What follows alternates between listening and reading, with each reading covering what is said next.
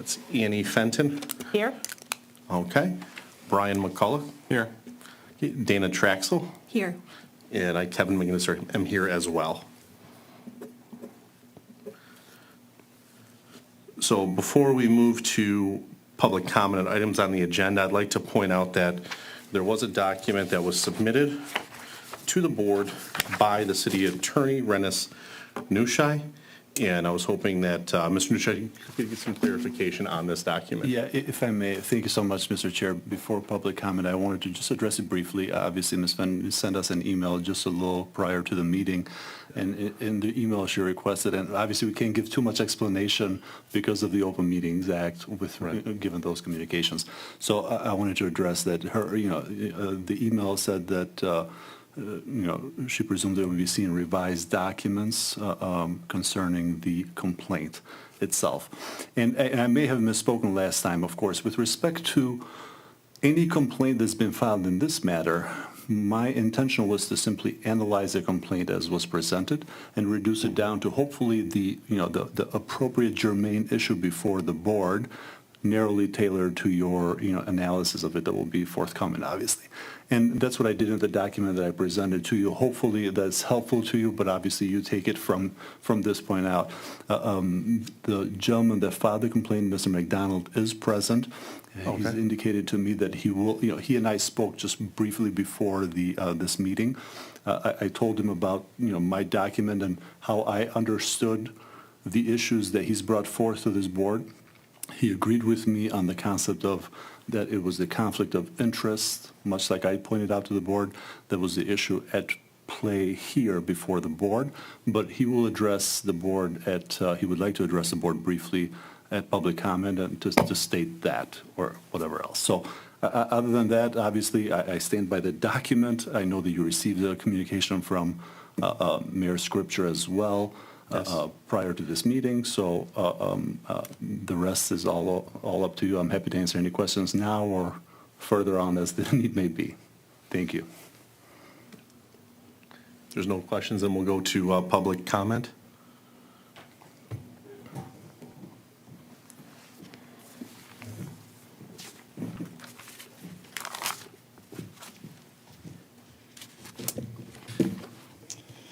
All right.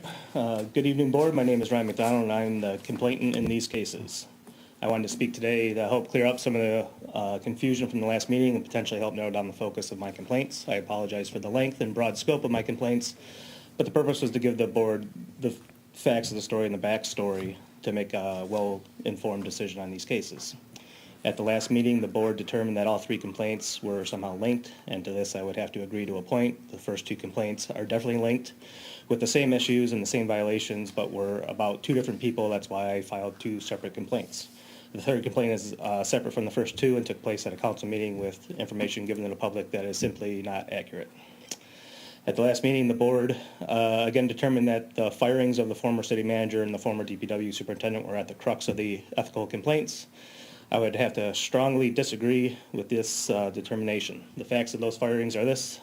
The DPW superintendent is an at-will employee and was terminated by the city manager, which is entirely under the city manager's purview to do. A few days later, the city manager was terminated by the city council in a 2-to-1 vote, which is entirely under the city council's purview to do. The reasons behind the termination of the DPW superintendent is a personnel matter and remains strictly confidential, besides to the parties that were involved. This termination has since been reviewed by the interim city manager, and from my understanding has been upheld. The reasons behind the termination of the former city manager were described at the city manager's review by the mayor and the mayor pro tem before motioning to terminate his employment. My first two complaints have to do with the mayor and the mayor pro tem trying to reinstate their friend to his former position, which is not under the purview of the city council. I believe this friendship between these council members and the former employee may have crossed some ethical boundaries, including to but not limited to policy violations, prohibited conduct, and conflict of interest. My third complaint is against the mayor and her comments and implications at the August 17th council meeting. The mayor implied that the former DPW superintendent was fired again for legal issue that took place, and that two previous DPW employees also had similar issues and were not terminated. Again, the termination of the former DPW superintendent is a personnel matter and remains strictly confidential. to the parties that were involved, and the legal matter was not similar in charge or sentence. I believe the mayor's comments at this meeting have crossed some ethical boundaries, including but not limited to policy violations, prohibited conduct, and conflict of interest. In closing, I would just like to say that there are definitely some major issues with some of the language in the ethics ordinance and on the city website under the Board of Ethics, issues with communication and the simple submission of a complaint. Other matters have since taken place after my submission and have, after the submission of my complaints, and that could be potential for other ethics violations. I hope this board, the city council, and city officials can clean up the issues in the event another complaint is ever filed from an employee or a resident. The broadest definition of ethics to me is the difference between right and wrong. What I saw taking place was wrong, and I did what I thought was right. Thank you. Thank you.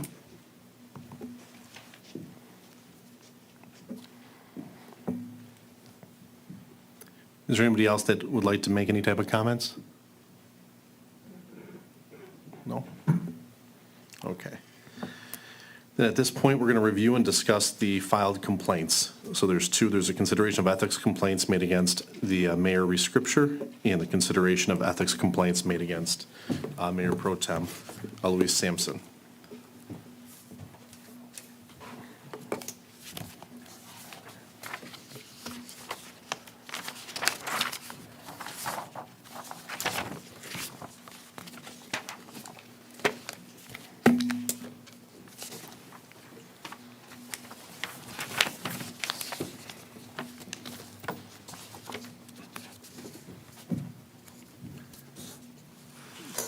So again, I guess in looking at our authority as the Ethics Board under the current ordinance, and I appreciate the comments from Mr. McDonald that there's probably little things we can clean up. This is a very new process for us, and so as we grow and evolve, hopefully we'll make this even easier, a little bit better, and we'll know exactly what to do to approach it as well. But at this instant point, our scope is limited and is somewhat fairly narrowly limited. In order to decide exactly whether somebody has violated the ordinance. And I believe what the agreement is kind of from everybody involved is that the one of 6 prohibited categories that we look at is conflict of interest. And so we've got the 2 complaints and we're looking at the conflict of interest. And in the conflict of interest provision under the ordinance, what we are looking at, is under section 2.311C2. It states that no city official, elected member of the board, or employee shall engage in employment, render services, or engage in any business, transaction, or activity which is in direct conflict of interest with his or her official duties. And it further kind of defines it as a conflict of interest is either a personal interest or a duty or loyalty to a third party that competes with or is adverse to a city official's or employee's duty to the public interest in the exercise of official duties or official actions.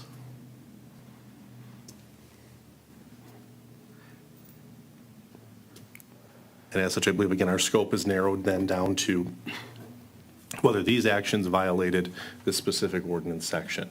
And it is not our position, at least under the current authority given to us under the ordinance, to determine whether we think somebody did something wrong morally or whether somebody did something wrong just in some of their actions. That's something that, if it's ever changed, is a little bit different. But right now, we have to apply specifically the statements and facts that we have to that specific area. Yeah, it looks to like the motion to, and then vote yes to rehire him immediately is one of the bigger issues here, because I know it was then at the next meeting, that was on a Friday, and then the following meeting on a Tuesday, that meeting began with rescinding that motion to basically to rehire immediately, to basically vote to the interim city manager to just basically review the termination. And it was noted, Rennis, in your summary, that was a perfectly valid motion or request. And then what preceded the motion, the problematic motion to rehire immediately, was a motion that was somewhat similar to what ultimately was decided, which was to, hey, have the interim city manager put him on administrative leave pending review, which was then, I believe it was Councilmember George's who said he wanted to change the motion to rehire immediately, and that carried consensus among the board to include people that aren't named in the complaint. So I kind of think that, the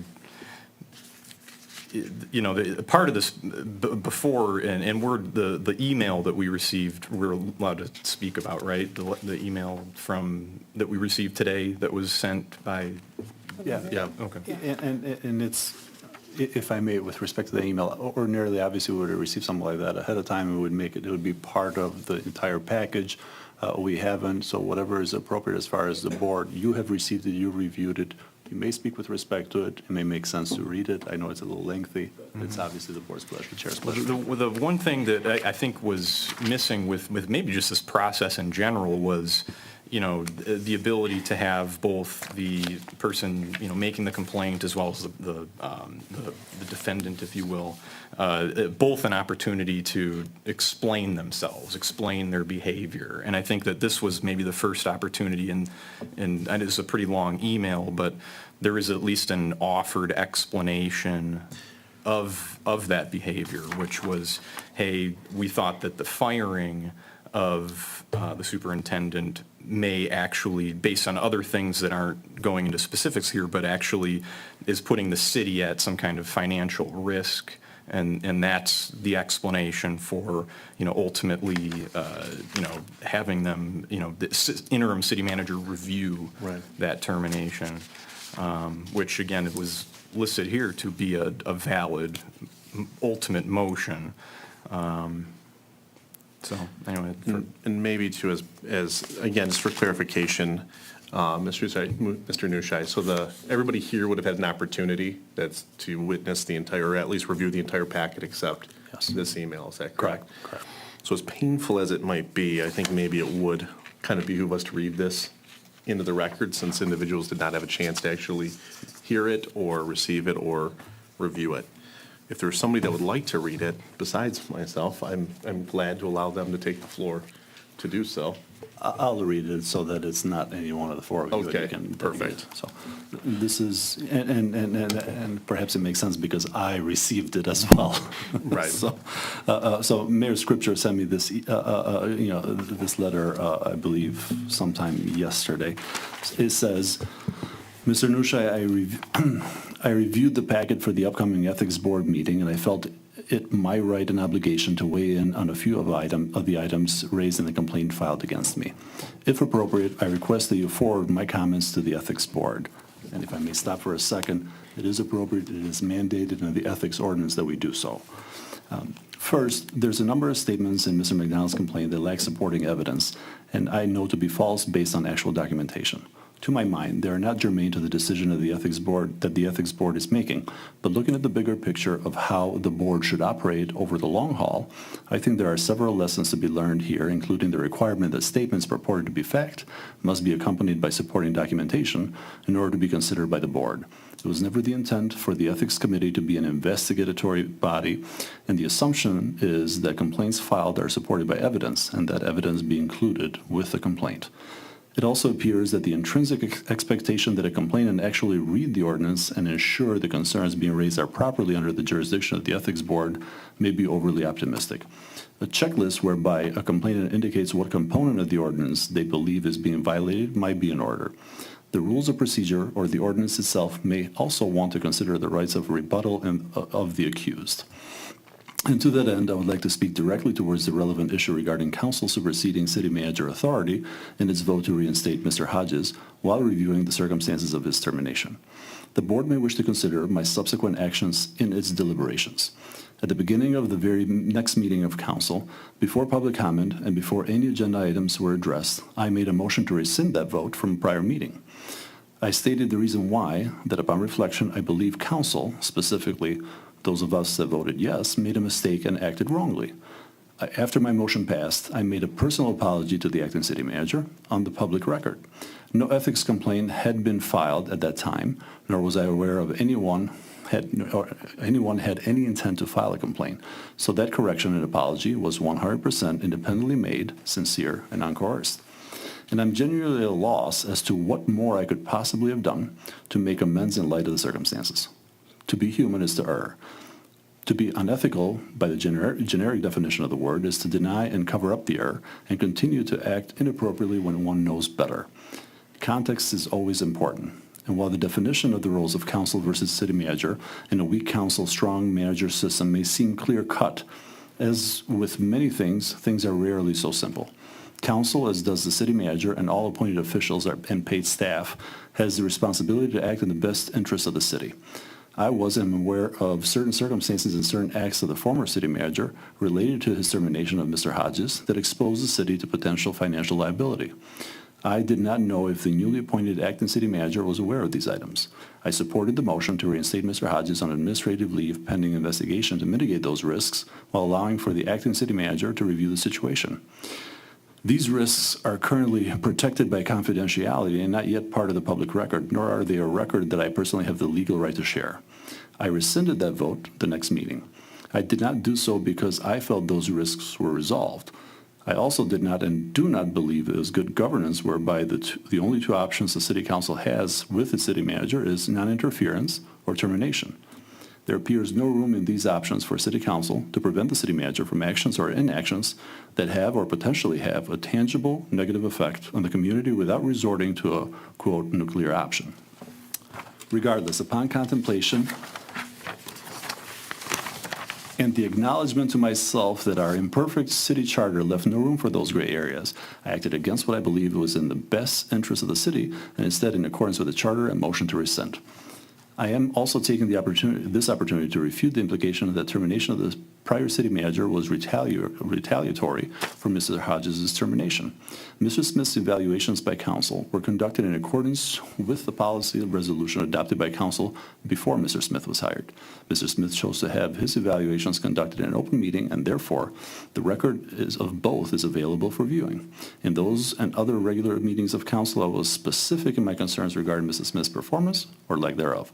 In my opinion, Mr. Hodges' termination was just another example of many showing bad judgment on part of the city manager.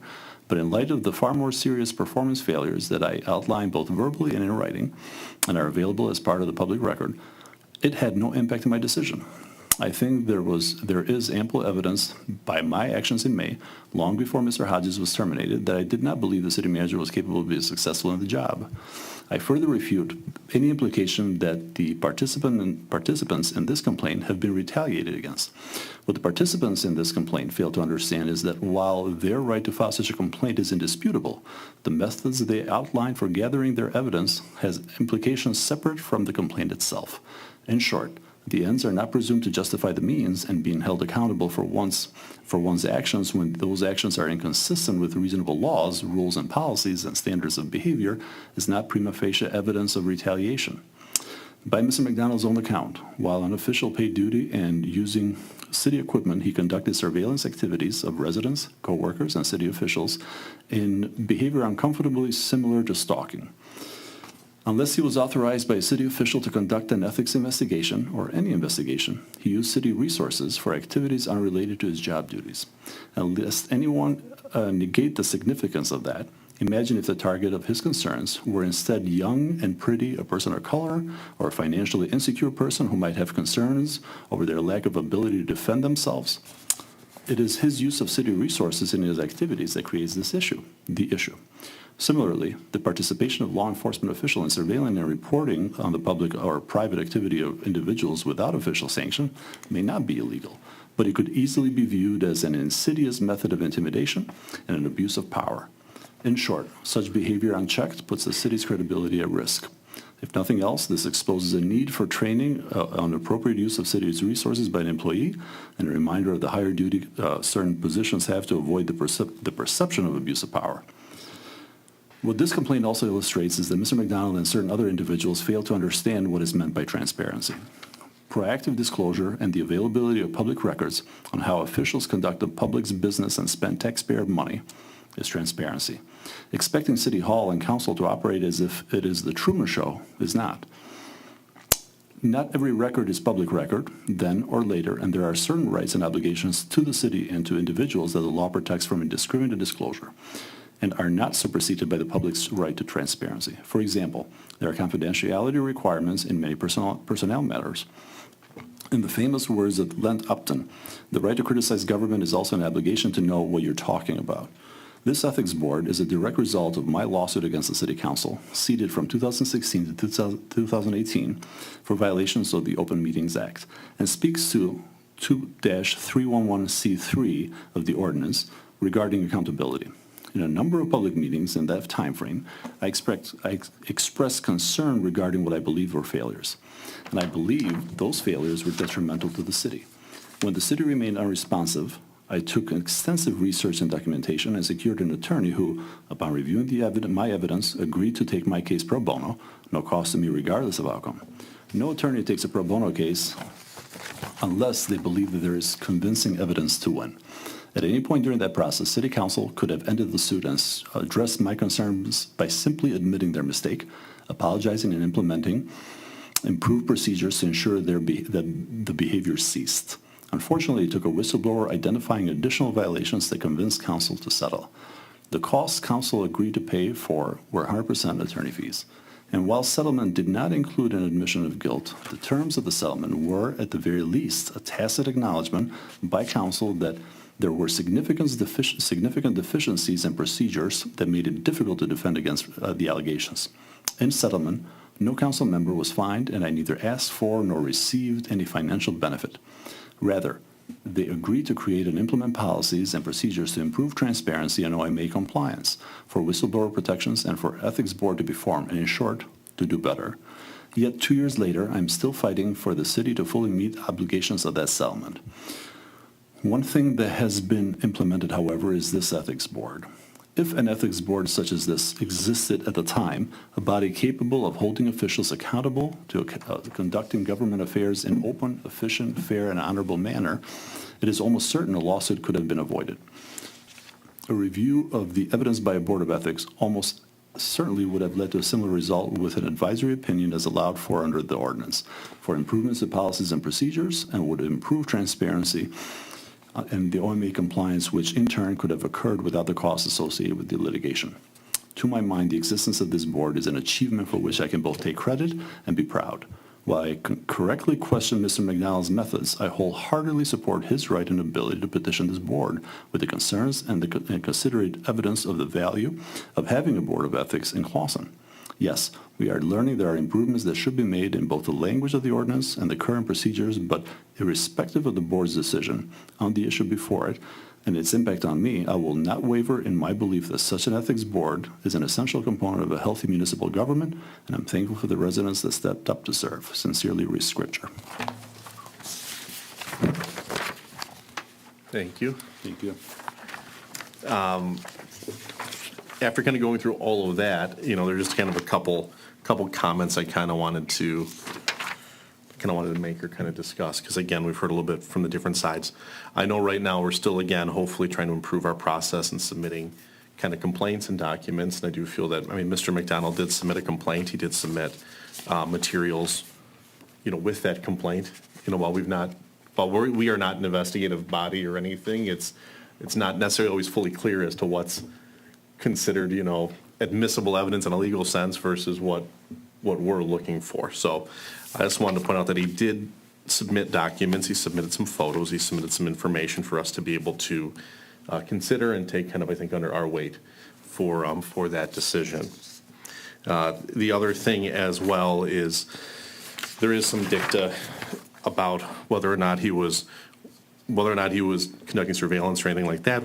I haven't seen anything else in this information that would indicate that he was doing anything outside that. I also don't think it really applies to really what we're asked to look at today. And what we're really asked to look at today is, were these decisions and these votes made at these meetings to reinstate? Did that violate the city ordinance, or did it not violate the city ordinance? And where does it come kind of from from there. And so, I mean, I am glad that we do have this board, and again, as we go through these growing pains and everything, hopefully we'll get even a little bit clearer, but, again, thank you for reading that into the records, that we'd at least have that as well. So again, looking at the crux of everything, and after kind of reviewing the ordinance, as well as kind of the summary provided by the city attorney, which I think kind of summed up the ordinance and some of the authority under the board, I do think there is a question as to whether, at the time, they had the authority to actually reinstate Mr. Hodges' full-time at that exact point, which is why I think a couple days later, there was a motion to rescind. And so it's I guess at this point, what's the further implication of that? What was the motivation? What was the implication? It's where I struggle is, it's hard to get into somebody's mind to know exactly what the motivation was, because you had a majority of the board vote to reinstate. So we have individuals that are beyond those that are listed in the complaint that took part in the exact same actions. You know, and then what are the expectations that kind of tied to that? Are there any other thoughts or? I mean, I guess one of my questions is, are we to take into consideration the entire package that we were given on the scope of their friendship and their relationship outside of their professional, and to make that consideration? Is that within our scope of what we're supposed to do? So to attempt to answer your question, to consider the entirety of all the documents that have been provided to you, the answer is, of course, yes. I think you must. I think that makes perfect sense. As to the value that you place upon all, and as to whether, all of them are germane to the issue before this board, the answer becomes nuanced. So, for example, the issues, certain issues are wholesale outside, and they're not germane. They're outside to the prerogatives of this board. As Mr. McGinnis indicated, this is not an investigatory board, and you don't have the authority pursuant to our code of ordinances to do anything other than issue this opinion, which at the end of this proceeding will end in either a majority of you will believe that there was a violation, or the majority of you will believe that there was no violation. Issues such as, in my letter to you, I attempted my best to address the issues that are relevant to the board in the sense for your consideration. Certain issues are wholesale outside of it, things like employment matters and who can fire and what. Unfortunately, you can consider them in the larger scheme, as far as they try to, you try to ascertain basically what Kevin very accurately stated, which is trying to ascertain what's in somebody's mind, which is perennially difficult to say the least. But ultimately, a lot of these issues are outside of your consideration and your proper authority, and so you will have the unenviable task of trying to leave all those out and get down to the narrow focus of whether the action that was specifically taken here was in violation of the specific portion of the ordinance, which was a prohibited conduct on account of the conflict of interest. So that's, I think, ultimately the consideration. But you do consider all of it. Okay. Yeah, and it looks like what the explanation here is there's an admission that the motion and vote to rehire immediately was a mistake. It looks like there was an admission to that, but it was the motivation of the mistake. I mean, it looks like the explanation of the accused here is that it was more of a procedural error as opposed to an ethics violation. And then, again, subsequently, that was rescinded, and hey, the vote was to have the interim city manager review the termination, which was determined to be a valid motion. I think, to me, to conclude that the motion and vote was to rehire immediately was a specific violation because, they're really good friends, as opposed to her explanation, which they think that it could have potentially put the city at financial liability or risk. I think that we would have to kind of again, like you said, get into their head or almost like jump to a conclusion based on a lot of circumstantial, things as far as their relationship and, so, just what you guys think. I mean, to me, it comes down to the conflict of interest. And to me, because of their friendship, it was a conflict of interest being the so quick to speak and to talk. It seems to me that is where, if that's what, I mean, to me, it says the duty of this board as mandated by the ethics ordinance is to ascertain whether a specific reported action as brought forth by a complainant violates any particular aspect of the Clausen's ethics ordinance. 6 of those, number 2, is conflict of interest. To me, the conflict of interest is either a personal interest or a duty or loyalty to a third party. I believe that their loyalty does need to be taken into consideration with what their motivation was behind the quick action. It's easy to speak quickly and then later ask for forgiveness, but that doesn't make it right, and that doesn't make it ethical to do that. That was according to the ethics ordinance, that was the conflict of interest was there, and they should have excused themselves from making any comment or proposals or motions to do anything regarding that situation. That's where the conflict of interest comes in, and what I'm reading is what we're supposed to be looking at, whether or not that was their motivation.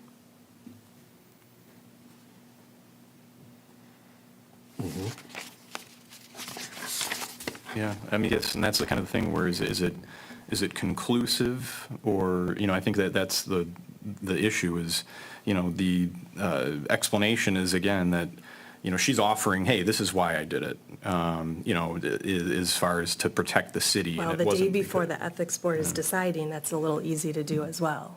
Yeah, that's true. That's true. Yeah, I mean, the other thing that's interesting is, right, so the initial kind of vote was to essentially reinstate pending a review on leave to determine, again, if somebody was potentially wrongfully terminated by the city, open to exposure, which again, could have been a very quick process on the other end, which is an investigation that says, no, they were terminated properly. There's a review within the city, review by council of the city to allow that type of protection. And then it was, that's what I'm just trying to make sure I've got it all. But it was within the scope of the city manager to fire. Correct. He was an at-will employee, really wasn't up to the board to review that.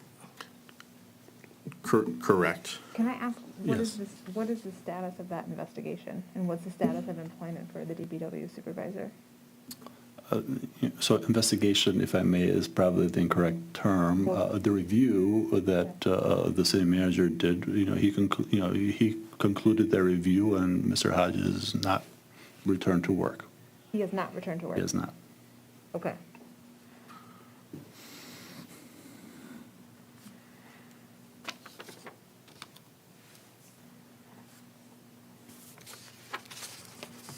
Have there been any attempts made in any other meetings, like after that review was completed, any to, hey, re-look at this, or has this been revisited at all beyond the, the final motion to, investigate, or not, but to, review the termination? The termination was reviewed, it was determined to be valid. Is there anything more to? No, the city manager had the final word on it, and that's, excuse me, and that, that final word stands. There's nothing else beyond that. And I do know that there's been a lot of employment overturn in the city. And I haven't heard of any other requests or motions for instant reinstatements of other employees or even reviews for those firings. I did see a city council meeting where a citizen asked for the city manager who was fired, Mike Smith, okay, Mike Smith, for him to be reviewed and possibly rehired, but I haven't heard any subsequent of that. So to me, you have to take all of that into consideration as well, that there has been lots of employees fired in the last year, 2 years, and there hasn't been this instantaneous wanting of rehiring and reviews and the fight that was kind of behind this thing that to me made it seem personal, I think. Without wishing, it occurs to me that I should tell you some information because of the route that you've taken, but that's without wishing to push you one way or another. Just so that you're aware, there is currently pending litigation from Mr. Hodges against the city with respect to it. So I'm in receipt of a lawsuit Okay. to that regard. Can I just Okay. ask for clarification? You said that the investigation, or he's not returned to work, does that mean the termination was upheld? The term, And he is still terminated, or he's still on some paid? you have to speak to the. Can you lean up a little Sorry, bit? Thank you. excuse me. No, you're I fine. just wanted to clarify what you meant by your. He has not previous- returned to, this, so city manager has. Be the- currently employed by the city? No, Okay. Okay. And he's no longer under review? no. No, that's done and over. Okay.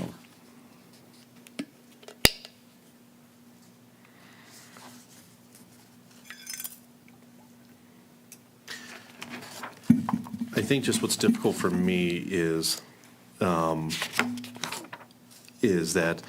unfortunately, as we're going through this process, there's a certain amount of lack of information that we have to be able to, I think, to sometimes really get into this, and I'm not sure how to kind of correct that. I think from a big picture view, you get kind of a feeling of maybe a slight appearance of impropriety, like, okay, they know each other, so now this was done, right? Now, if there's a fear that somebody might be suing the city, or you're looking at potential ongoing litigation or risk against the city, if we were to assume that they did not know each other, then I would assume that it could be appropriate, not necessarily right, and which is why they had to rescind it, but I think inherently appropriate to say, let's hold on to try to protect the city in some type of aspect. Again, I think on both ends, there's a certain amount of speculation that I'm trying to reach and trying to make. And so it's, If I may, Mr. Chair, obviously it goes without, because I believe your statement gets to the very issue that this board will always have. yeah, No matter what we do, no matter how much we try to improve the process, there's always going to be elements of, the total, complete picture will forever be elusive to a board like this.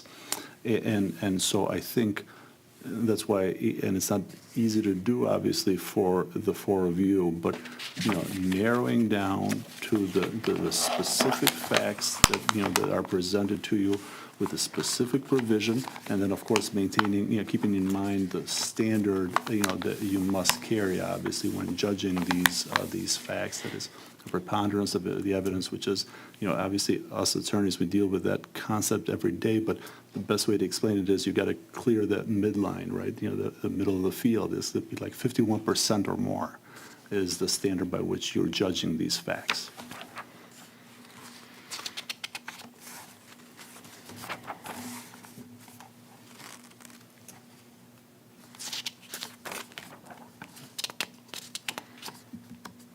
It's really hard to operate in a vacuum of knowledge, especially what was offered by the mayor in terms of the pending litigation. I think that the whole basis of fault rests on that piece of public interest, which we don't know anything about. So in order to absolve her conflict of interest based on whether she was or was not acting in the public interest is something that we are being told we can't know.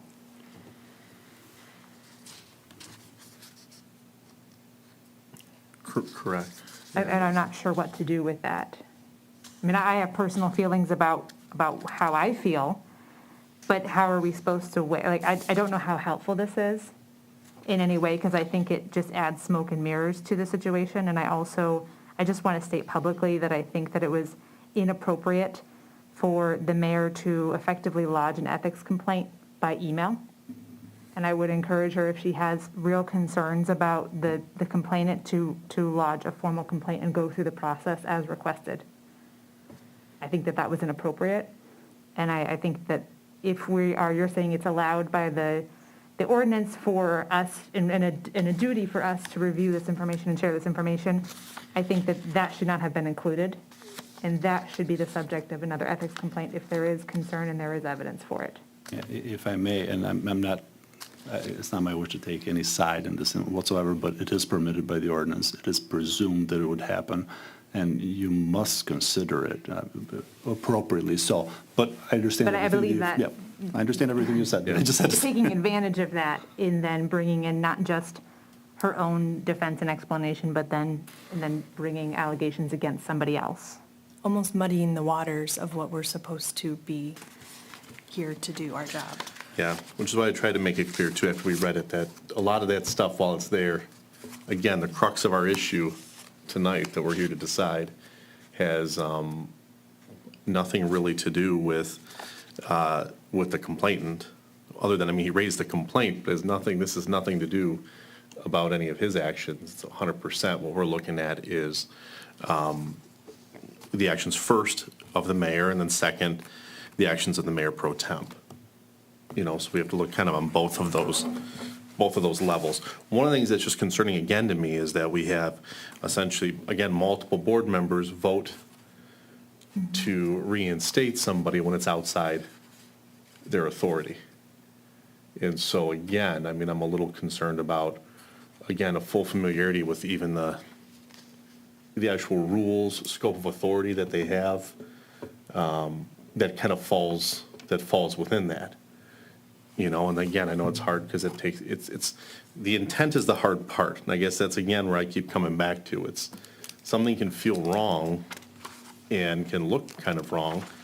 I'm not going to say it's not either way, but it's like what's in the person's head. And I don't know. I think like Mr. Nushai said, you know, unfortunately, we're probably always going to be in a position where we're missing, in a way, the most important thing that we need to make some of our decisions here.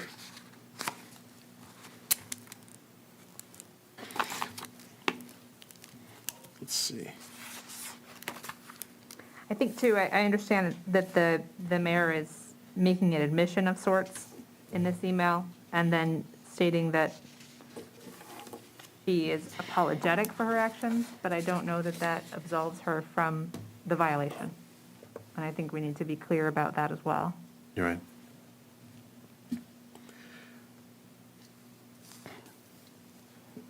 And again, I think to a certain extent, if somebody's reinstating somebody beyond the scope of what the authority is, you know, again, we're looking at then, it would apply, I guess, to both the mayor and the mayor pro temp. There is not a complaint registered against the other board member that also voted Correct. along line in the exact same way. But I think that's because they're not claiming the conflict of interest. The conflict of Right. interest lies with the relationship that. Sure. No, I'm not saying that Yeah. there should have been a complaint. I'm Right. just saying, right, I'm still wrestling with the fact of, it's still, I guess, to me, it's still a little unnerving that the action was even able to happen either way. Right. Because immediately, a couple days later, it's rescinded, I think largely upon a realization that there's not really the authority, or potentially not the authority to do so. Just through. And apparently without much understanding of the reasons for termination, if that termination was ultimately upheld.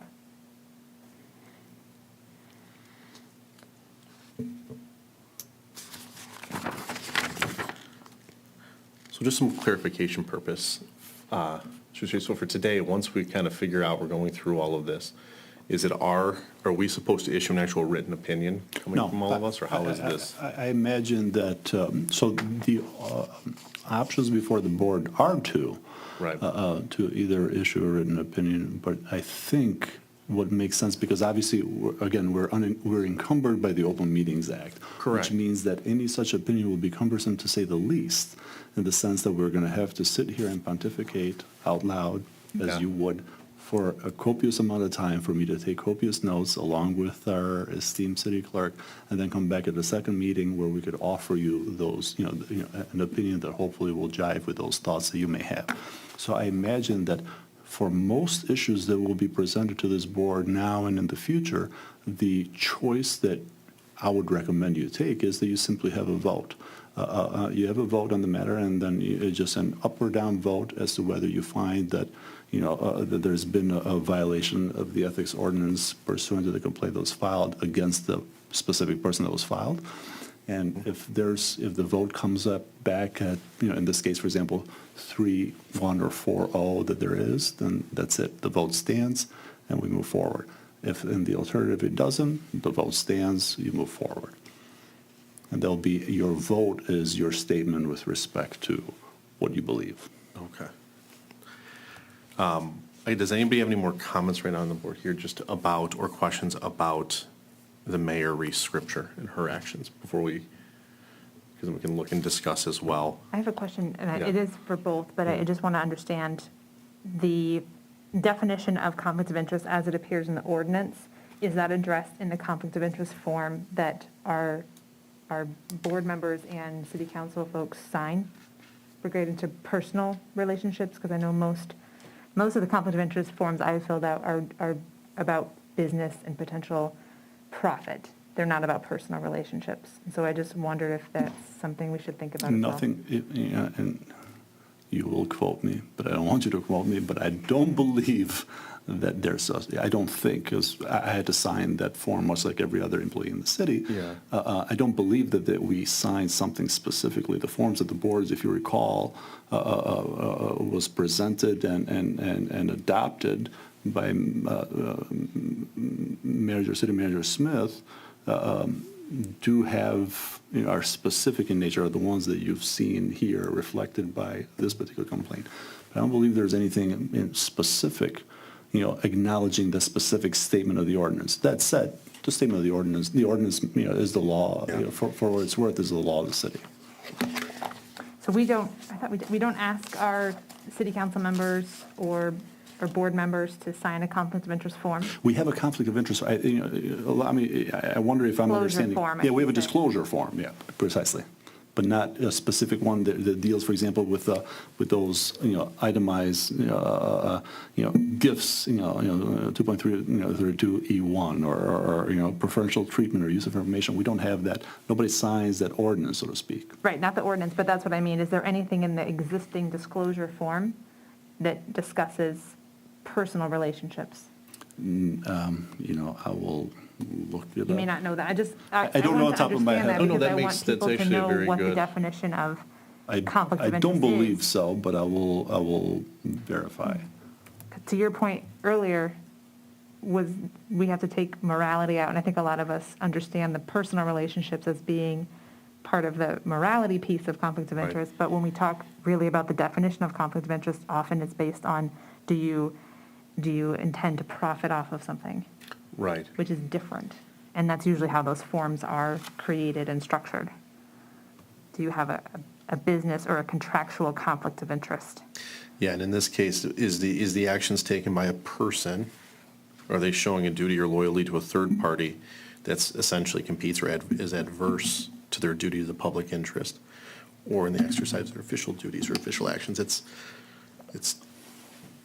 So the form, is titled a conflict of interest disclosure form, and it elicits information from the person signing. So it says, lists every organization that you're an officer or director, and then. So would you like me to go print out 4 of them and bring them in? Well, see, It'll take 5 minutes at the yeah, most. but it may be, yeah, actually, if you don't mind, Yeah, but it's- we'll have to read them sort of on the go. You can, I just so Thank you have you. it in your hands, I can Okay. print the blank form out for you. Okay, Yeah. thank you. Thank you. And so, yeah, if I may, I'll tell you a little bit about them. I'll tell you the information because we must for OMA purposes. List any capital asset located within the city of Clawson. List employment of the units of government other than the city. List each and every person, business, organization form which has been promised or received gifts or honoraria having an aggregate value in excess of $500. This does not include gifts from relatives or any campaign contribution or expenditure required to be recorded or reported under the Michigan Campaign Finance Act. List each and every name, instrument, ownership in any organization that is doing business with the city. Identify each and every parcel of property and describe any rights, title, or interest in the parcel. List each and every person or organization that has applied to the city for a license, franchise, or permit, or requested annexation zoning of real property if you or a member of your immediate family is related to or has provided financial support of the same. And then Number 7 says, if you or any organization you're required to disclose under Part 1 have had or have a contract or agreement or arrangement to participate in a program with the city, formally or informally, written or oral, direct or indirect, continues there, right? So nothing conflictual there. And that's the last of it. Those are, it's about 6 pages. The rest is just this, the form that, the signature that we throw on it. In the code of ethics that we have, under E, prohibited conduct, it's number 1 is gifts, and then under gifts is A, which is preferential treatment. A city official, elected member of any board or employee shall not use his or her official position to unreasonably secure, request, or grant any privileges, exemptions, advantages, contracts, or preferential treatment for himself, herself, or others. I still think, but that, since that's subpart under gifts, because you're talking about E1A, and so I would say that means that you should not solicit any type of gifts for any type of preferential treatment, and so. So receiving it's- of, yeah, so or giving saying- them preferential So, treatment yeah, to, so okay. to employee A, if you give me, I was gonna say give me some Lions tickets, but that would have the negative effect, right? So it's just, that's where I think that where when we look into it, it kind of falls under there. So it's really just subpart 2 that we can kind of go through a little bit, which is conflict of interest, because I think, again, I think everybody here's in agreement that that's where it,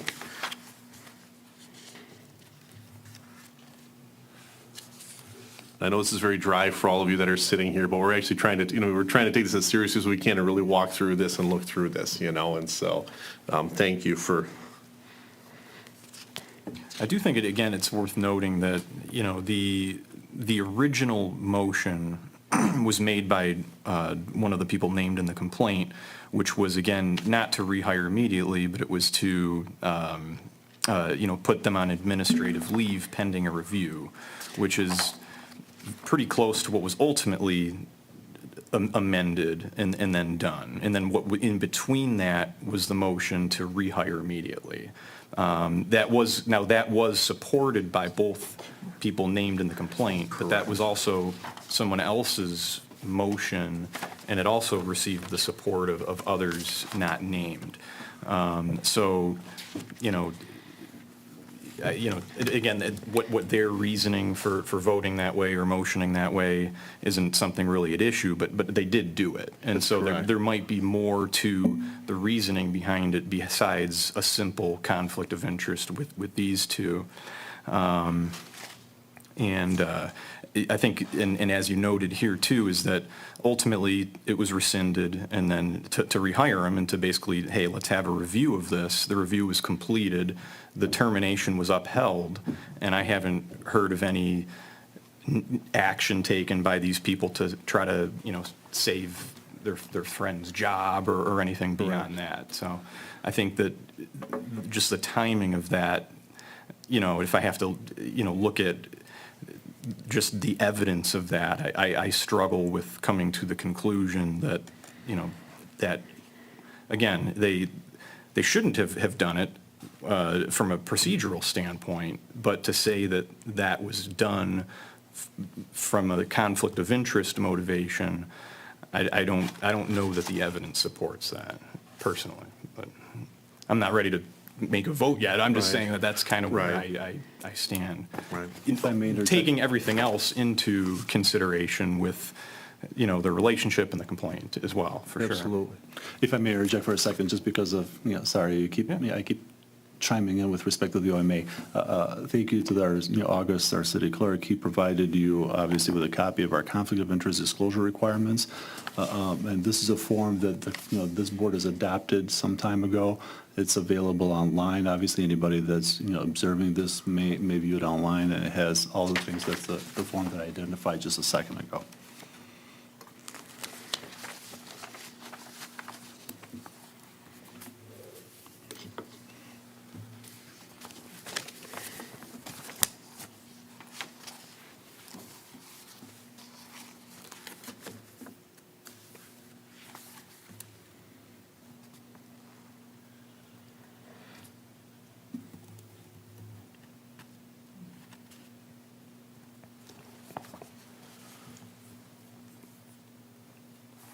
So I guess to your question, kind of, Annie, earlier on the last page, it does have under definitions, conflict of interest, is either personal interest or a duty or loyalty to a third party that competes with or is adverse to a city official or employee's duty to the public interest in the exercise of official duties or official actions. I apologize, you're absolutely right. I guess in my email form, the one that we fill out, or at least that I filled Yeah. out, didn't have that last page. Yeah, it's an appendix. They to may have it, presumed so- that I know, so. Well, but it's an appendix as well, so I don't know if they sign after this or if this was given afterwards or, I'm sorry, where? That's the entire form as presented. It goes out like that. okay. Because they actually signed before because they signed before the appendix. And I'm seeing if the appendix is referenced anywhere in the form. Do you see that same definition appearing in the actual code of ethics, though? Because I'm not seeing it. No, I'm not either. In the conflict form, no, it's just tied to the appendix at the end. No, I mean, what you just read is, you said, is it in the Oh, this conflict disclosure thing? form?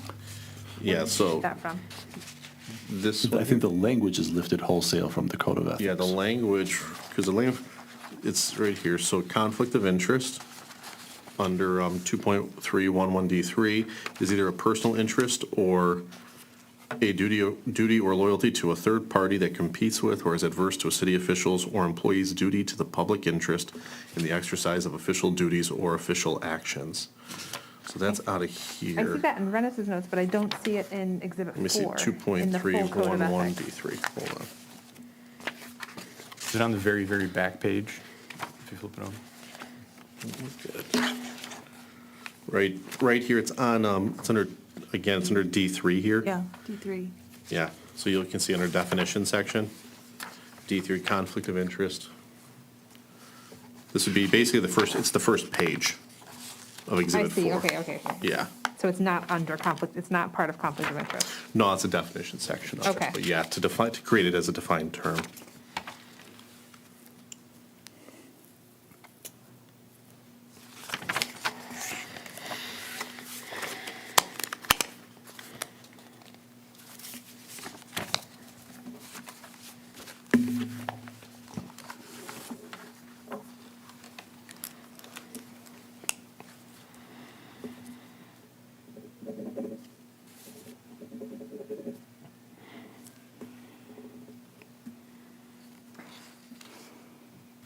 I guess I'm stuck on the matter of intent. Yeah, that's where it's, so,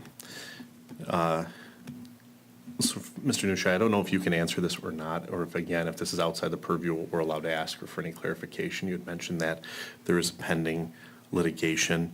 Do you know, was the city aware, was the council aware of potential pending litigation at the time of, and again, you might not even know that, but I'm just curious if there was talks, concerns of potential. There was pending litigation. concerns, certainly. So at the time that this first thing was done, there were concerns of potential litigation. Certainly.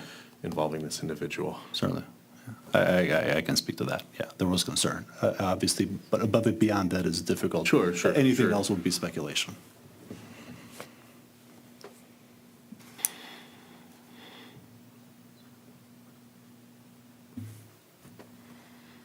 And the entire council would have been aware of the concerns? Well, so, there was nothing, so I can explain. At the time, City Clausen or myself as his attorney, we hadn't received any communication in that regard, right? Sure. There was no formal demand. Subsequent to it, we received the demand. Subsequent to it, we received litigation that is currently pending. And we have additional demands. But obviously, and this gets tricky terrain, but the writing was on the wall. It wasn't like anybody, involved in the proceedings would have been unaware of same. Okay. So, okay.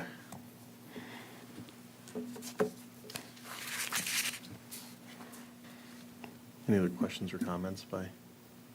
Are you mentioning that to draw the connection between the explanation that, I'm not so much concerned about, I'm taking her explanation into consideration, right? And it's with me just trying to look at every document I've got here and see if there's a way to somehow distill down an intent, right? Because again, we can look at, the appearance of impropriety and everything like that, and I'm just trying to, and again, we're in a difficult position here. Because we're just trying, I'm looking at it as, what is there anything that offsets the preponderance of evidence as we're kind of looking at us saying that we know for a certain amount of certainty that the intent was at this level versus we're not sure. Because if it's a 50-50, if we're not sure and we say it could be that, I'm I feel comfortable 50% saying that this was not right, but I'm also 50% saying I'm not sure. We haven't met our burden of the preponderance of the evidence. And so that's why I was asking just that follow-up, so I could have kind of an understanding and also understand again where in this initial action, I think you just pointed out that it was a different council member that actually voted to reinstate. And so I'm trying to just distill, I think, that down a little bit.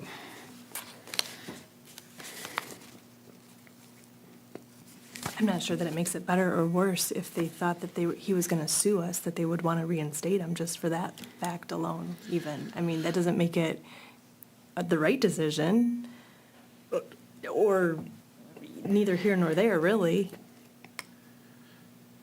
Yeah, I mean, I understand where you're coming from. I guess if the thought was we are going to do a more thorough review of the person, then again, protecting the interests of the city or any type of employer and any type of potential employment law litigation, I mean, I think flushing that out a little bit more Yeah.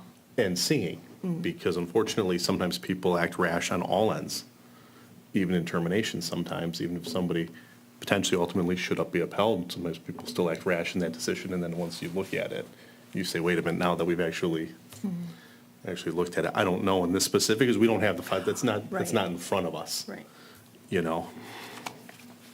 I think if we're talking about intent, in the sense that what's the motivation? What are the motivations behind the actions?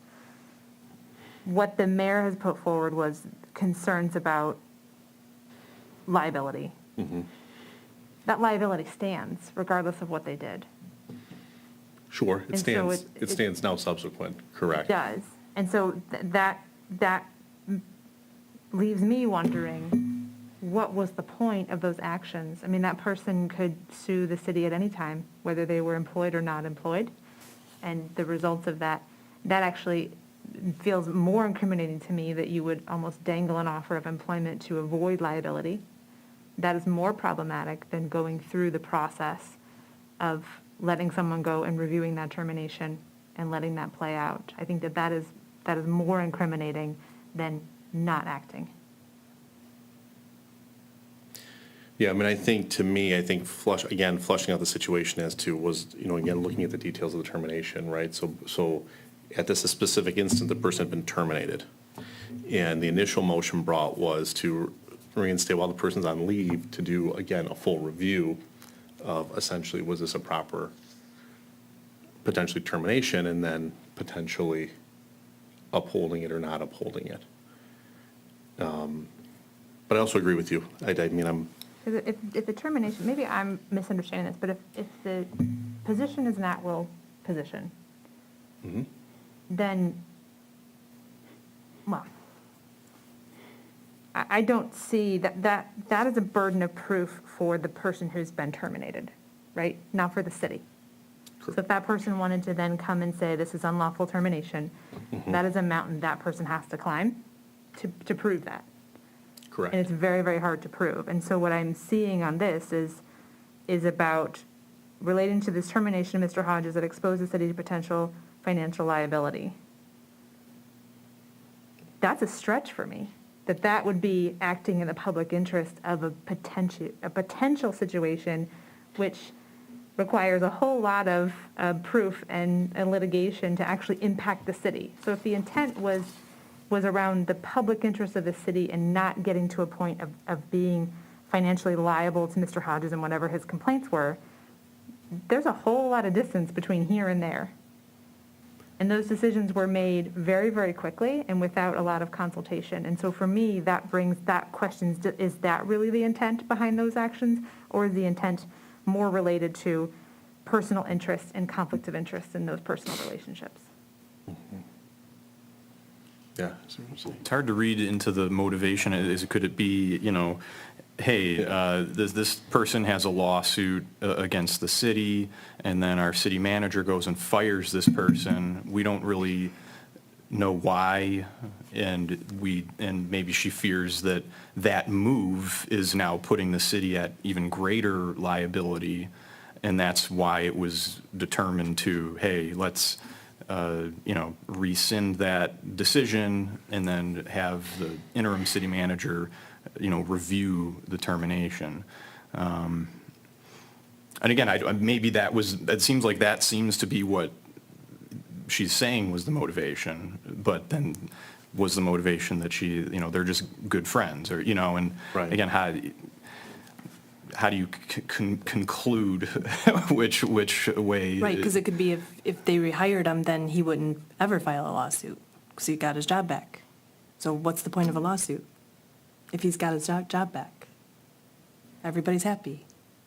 I mean, I'm just playing devil's advocate here, we could look at it from that way too. I mean, that could have been the motivation, and the fact that she didn't, if I recall, her first motion was just to rehire it and reinstate him. It was not to review. That was then later brought to do the review. My understanding is the first one was to review it, and then George's Okay, it was. actually said, No. no, let's do the whole rehire. You're right, Now, I had that granted, the backwards. complainants did support that motion, Yes. which is, it's deemed problematic here, but that was also, and it doesn't name who it was, but there was support beyond even just George's who did that, the two named here, plus there was, I think, at least one other council person who had supported that as well.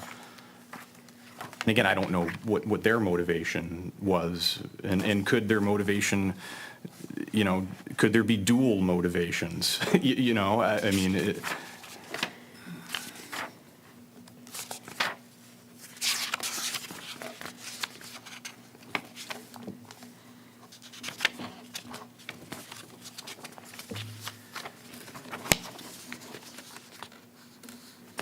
looking for the minutes for who voted what. That's kind of what I was looking for, yeah. That wasn't August I know 10th, they're that was attached. August 17th.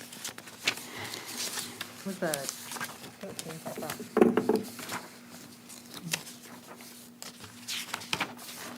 August 13th, let's Oh, see. 13th.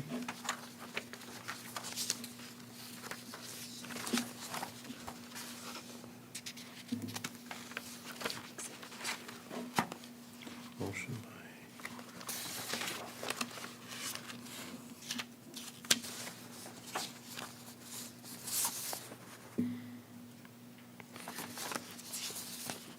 by. Okay, nicely, this is interesting in the meeting minutes, because Are we looking for Exhibit 3? it's Exhibit 2. Yeah, it's Exhibit 2, and if you go down near the bottom, so the motion is by Sampson, George seconds, to direct interim city manager to amend the decision of the previous city manager to terminate Matt Hodges to put on administrative leave with pay pending further review. Councilmember George is asked to modify the motion to rehire Matt Hodges immediately. Sampson agrees. And the motion to request interim city manager Cervello reinstate DPW Director Matt Hodges effective immediately. And then we've got George's, Sampson, and Scripture.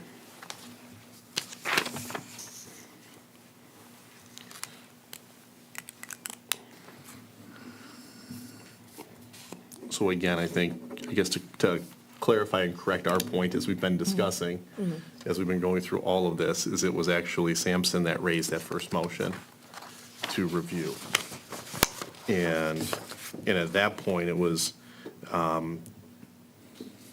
then George's who then said, let's hire immediately. And then Sampson voted yes, and then Scripture joined in to vote yes. And Shepherd voted no. And then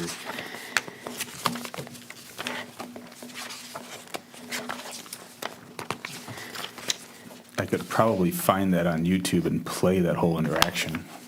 It's all public record. So you could do it yourself. It's like, there's closed captioning even on it, so it's all Yeah. reviewable.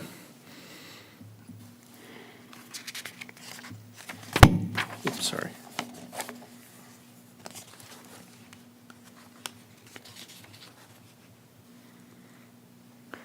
What was the agenda item that, There wasn't an agenda item.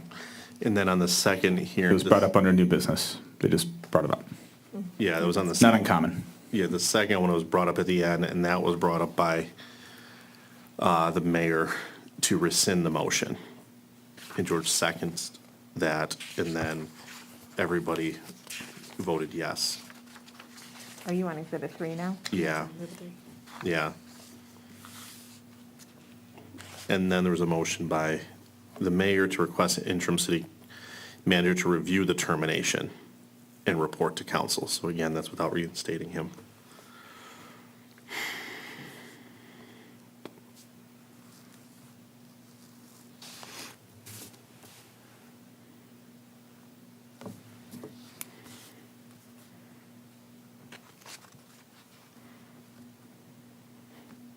So was Mr. Hodges ever reemployed? For a period of, it looks like, a No, few. no, it was never It was employed. never actually, No. Once it was terminated, that was it. okay. So they voted to reinstate, and then they took that back a few days later, but during that process, he never actually was. Correct. It was never reemployed.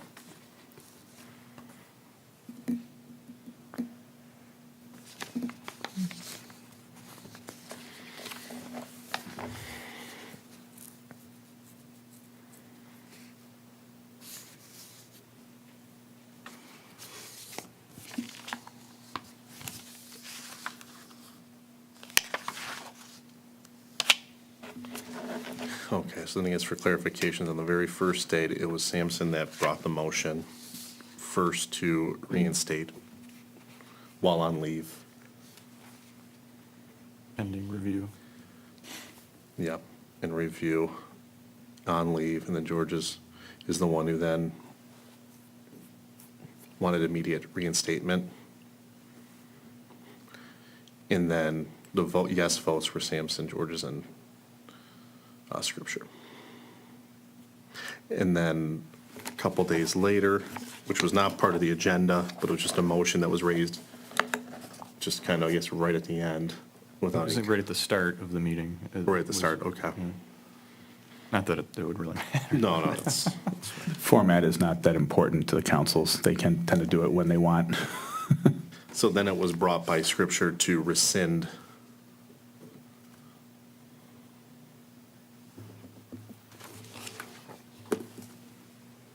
Rescind the motion to reinstate. I'm sorry, are you back on August 13th? I'm going between 3? two and, Yeah. going between 2 and 3. So 2 was, Sampson brought the motion to reinstate, but on leave, pending a review. And then George's then said immediate reinstatement.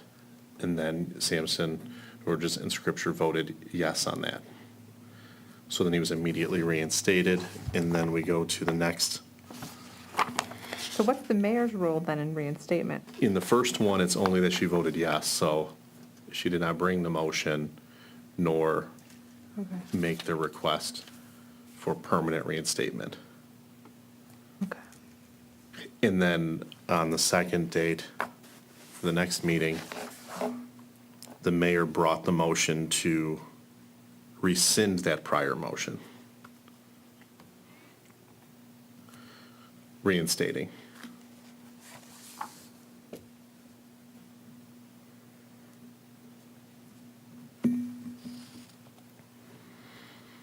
And everybody voted yes on that. And then the mayor brought another motion to request the interim city manager to review the termination and to report to council, which I think, based upon the memo prepared by council, that's a legitimate request, because it's not a reinstatement at that point, so it's just a request to review and say, was this an appropriate termination, not appropriate termination, without changing his employment status at all.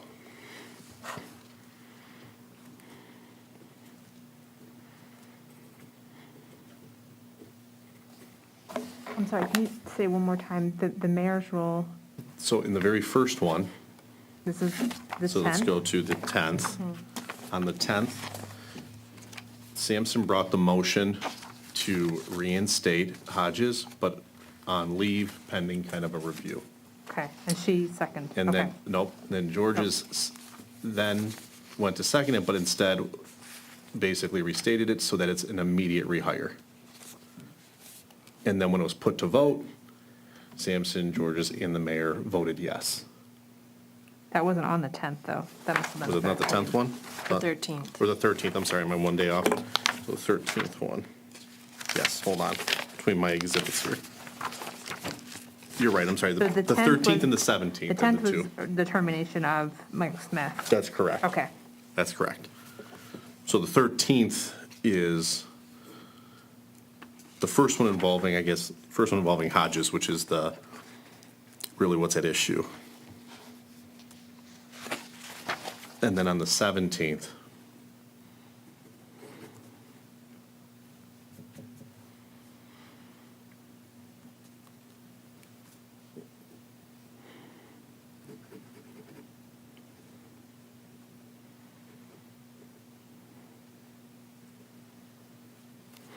So I guess that's a question for me then. Why is the mayor singled out here when she didn't initiate or second those motions, but voted? Is that the point you were trying to make earlier with? Okay, so she's one of three who voted in Yeah. favor of it, but I don't see a specific action around the rehire of Mr. Hodges here, initiated by the mayor. At least in the minutes of the meeting. right.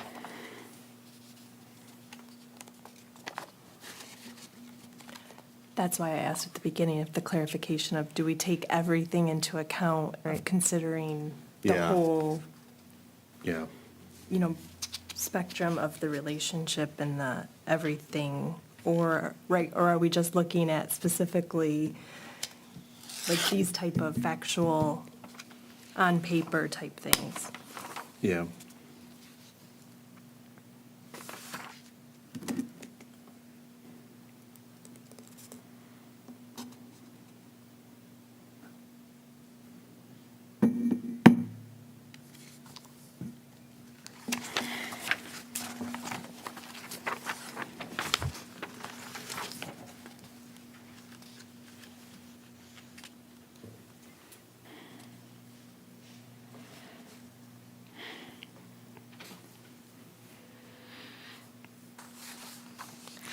And again, the tricky part about this is, again, distilling down, like, again, what's outside of our purview just by the ordinance, so whether we like it or not, or whether we agree with it or not, it's not we do not have the ability to determine whether somebody did something that's immoral or even unethical in, like, the broad, let's say, Webster's dictionary of the term.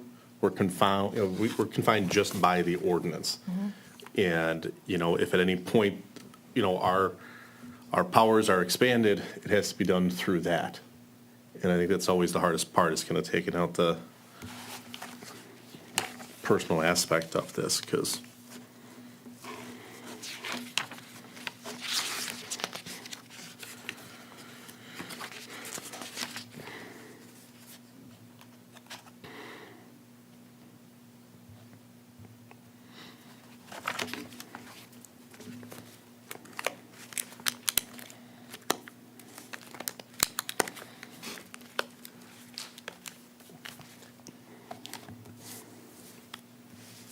and I'm always troubled anytime, if a body's exceeding their authority under a specific decision or determination. That's always, again, problematic. It's, again, just looking at it as to how does it apply to this specific complaint, before us. And I don't know what can be done to make sure that the council, It's true, but I don't Any know that council at it- any I don't know time. that it relates to conflict of interest. correct.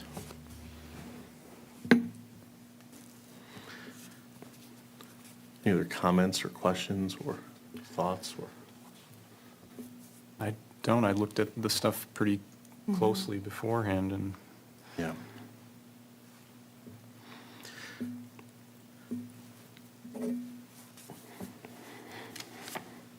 Something has struck me in the analysis that Mr. Nishai sent us before, where it says that The only issue before the board is whether the motion to direct the interim city manager to amend the decision of the previous city manager to terminate Matt Hodges and rehire Matt Hodges immediately violated the conflict of interest provision of the Clausen Ethics Ordinance by improperly advancing a personal agenda or a duty or loyalty to a third party that competed with or was adverse to Mrs. Scripture and Mr. Sampson's duty in public interest, the exercise of official duties or official actions. And I think that improperly advancing a personal interest is the underlying piece there. Yes.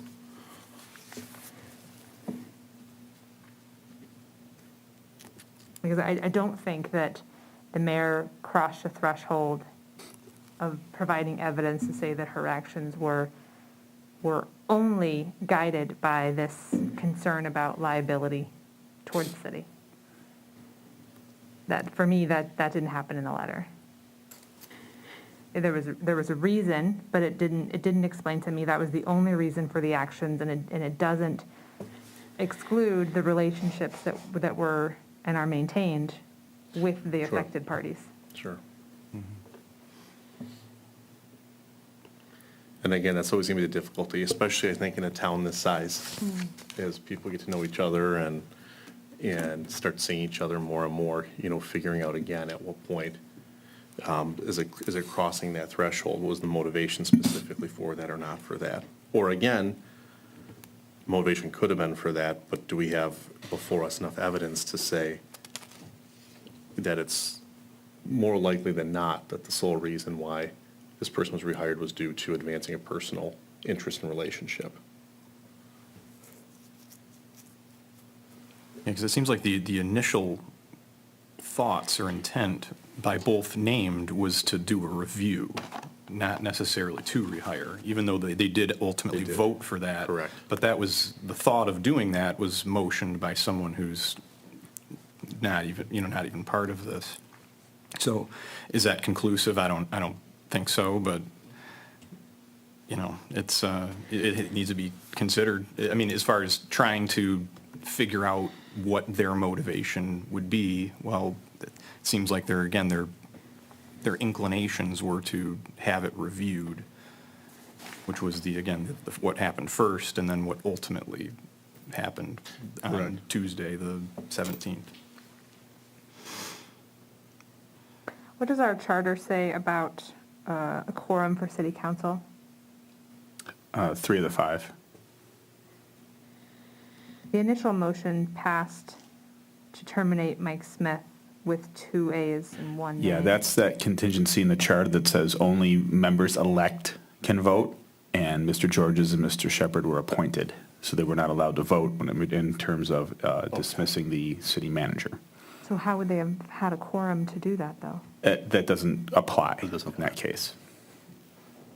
So it just becomes a majority of the present Quorum voting becomes. members. Of council two, elect. yeah. You had quorum to begin with, and then it's just majority 2-1.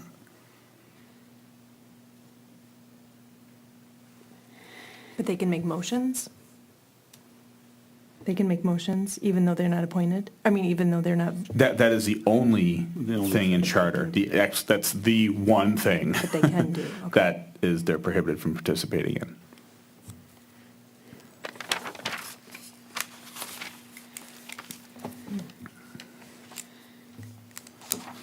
Okay.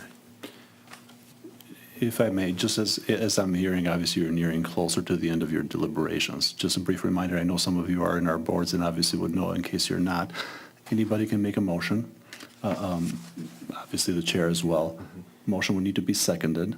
I would imagine that the motion, in order, it needs to be a positive motion in the sense that it needs to state specifically what it is. What I would imagine would be something to the tune of, something like this. Motion that the Board of Ethics find that Mr. Sampson did not violate the ethics ordinance of the city of Clausen, or motion that the Board of Ethics find that Mr. Sampson did violate the ethics ordinance of the city of Clausen. And you would have the same motion then for Mayor Scripture. One of those.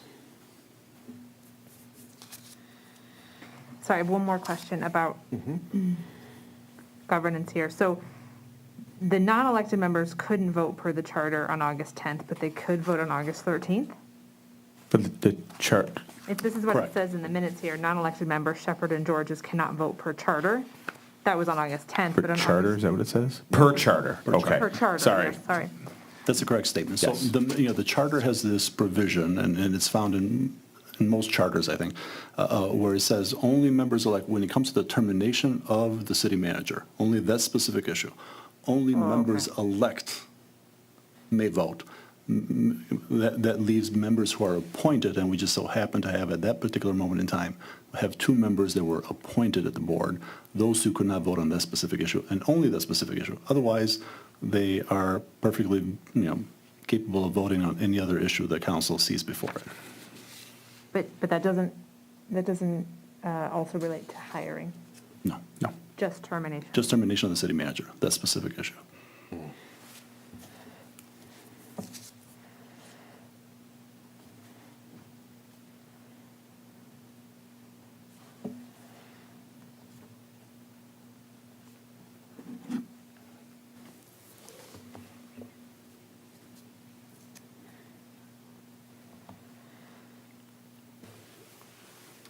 One thing we haven't talked about, and I heard Mr. McDonald say at the beginning, the basis of his complaint against the mayor was her disclosure of personnel matters in a public forum, and we have not talked about that.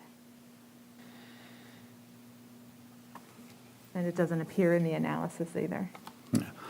So I reviewed that, and obviously this board can take up an issue before it, but we are unfortunately encumbered by the Open Meetings Act and the Freedom of Information Act. And those two acts, that statutory authority does prevent us from holding a lot of things private, right? We're unfortunately forced, because we're statutory creations ourselves, we're under sort of the thumb of state law. And in that regard, in my analysis, but you may take the issue up if you so choose, but I don't think that's properly before you. In my analysis, that cannot be, your authority does not extend to that issue, because frankly, neither does our authority, right, anybody else in the city's authority. By statute, we are, there's no way we can keep a lot of these things private, or just about anything. I think what what council had in mind when they passed the ethics ordinance with respect to issues of privacy in that regard, it's aspirational in nature, but most importantly, I think it means issues that are inherently private. Like I imagine where we have, I don't know that we would ever see it, but criminal sexual conduct, things of that nature, like retaliation against victims who are, I don't know, underage, or things of something like that, I think would be appropriately maintained under wraps, even, and we would find that the OMA and FOIA perhaps may assist us in that regard. But for issues such as this, particularly considering the fact that, at least as I analyze it, considering the fact that this was all done in open meetings, right? This was all public. There's, we don't, the actions that we're talking about are actions that ultimately found their way to a public session, done by way of public votes, and duly noticed meeting of council. I think that's why I think that portion of it, falls outside of your purview.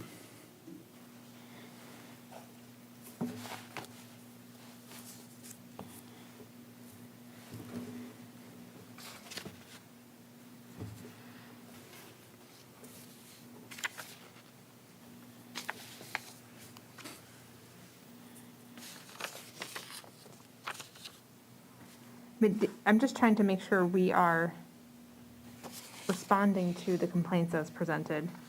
But there's a concern for me now, viewing the minutes of the meeting, because in the original complaint, one of the things, this is the first item, was a motion to rescind a resolution from the previous August 13th meeting to direct the interim city manager to rehire Matt Hodges immediately.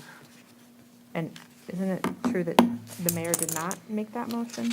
She did not. Wait, are you talking about the motion to rescind the prior one?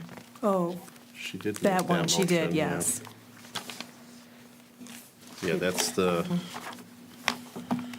Aug- I think there were some issues raised, whether proper protocol was followed in bringing any different motions, or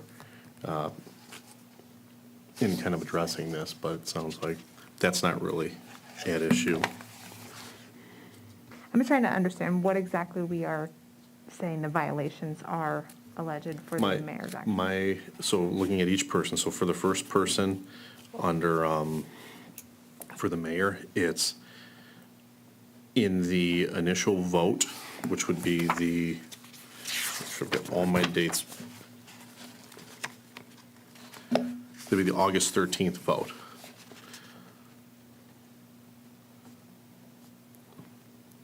To reinstate Matt Hodges.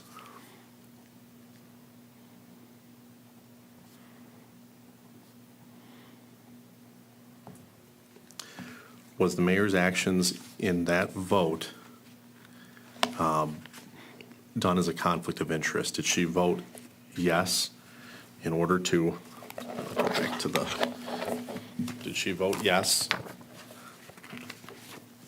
because of a duty or loyalty to a third party? So did she vote yes because of a duty or loyalty to Matt Hodges that competes with or is adverse to her own duty to the public interest in the exercise of official duties or official actions?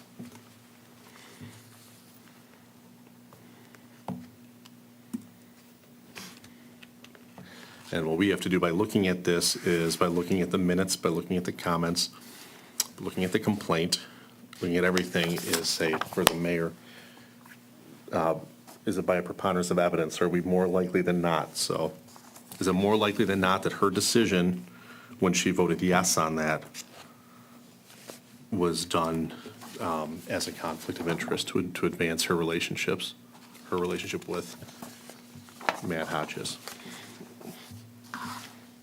And in doing that, we look at everything, including the subsequent meeting minutes as well, to just help kind of color all of that in. But I think it comes down to that.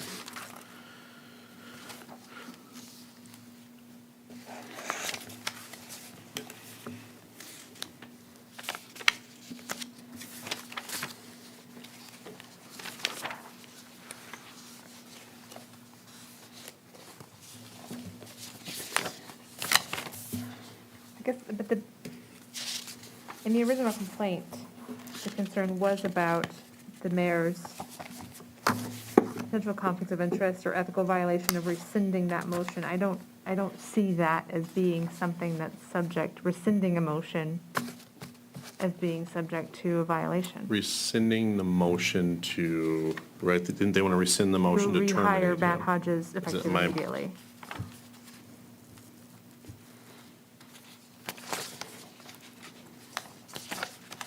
Let me take a look again, because I think,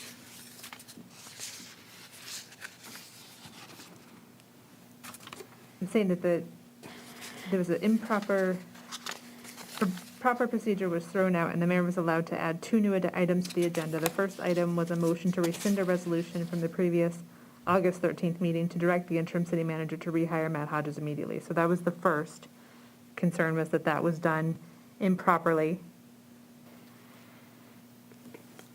It's not apparent in the meeting minutes that. So there's nothing improper about that motion, about council bringing forth or any member of council bringing such a motion.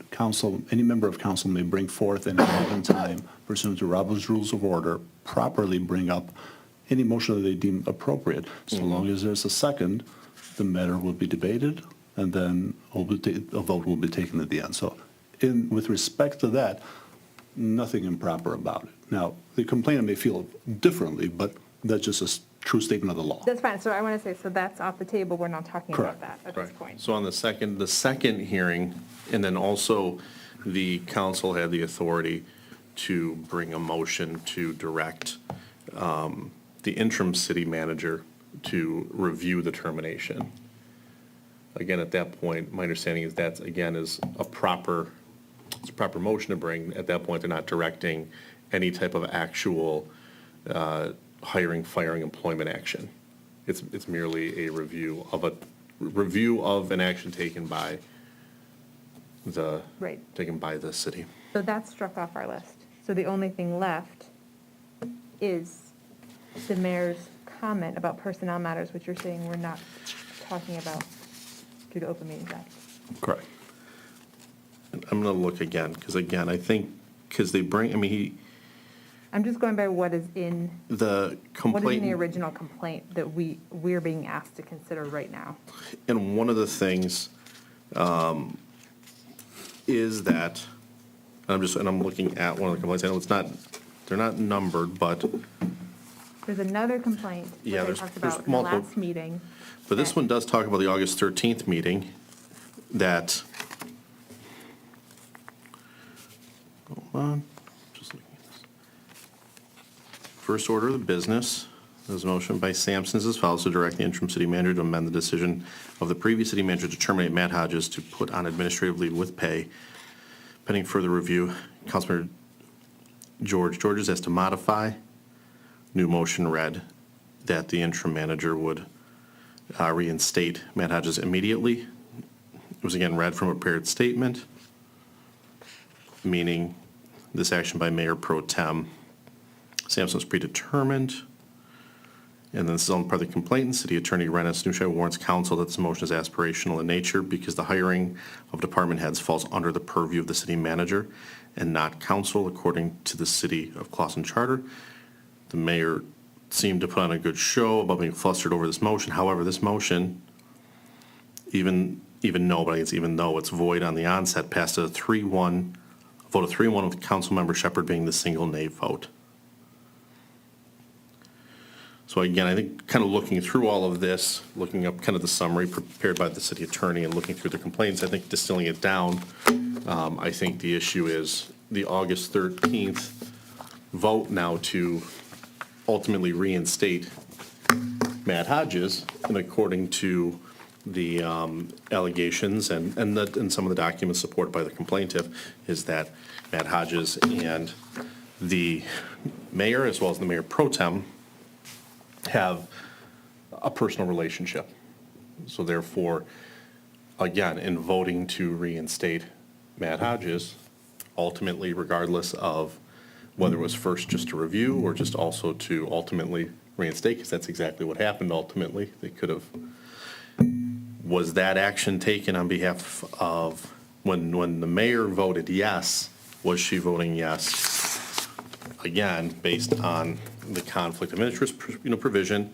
Was she voting yes due to a personal interest or duty of loyalty to essentially Matt Hodges that competes with or is adverse to her duties to the public interest in the exercise of official duties or official actions?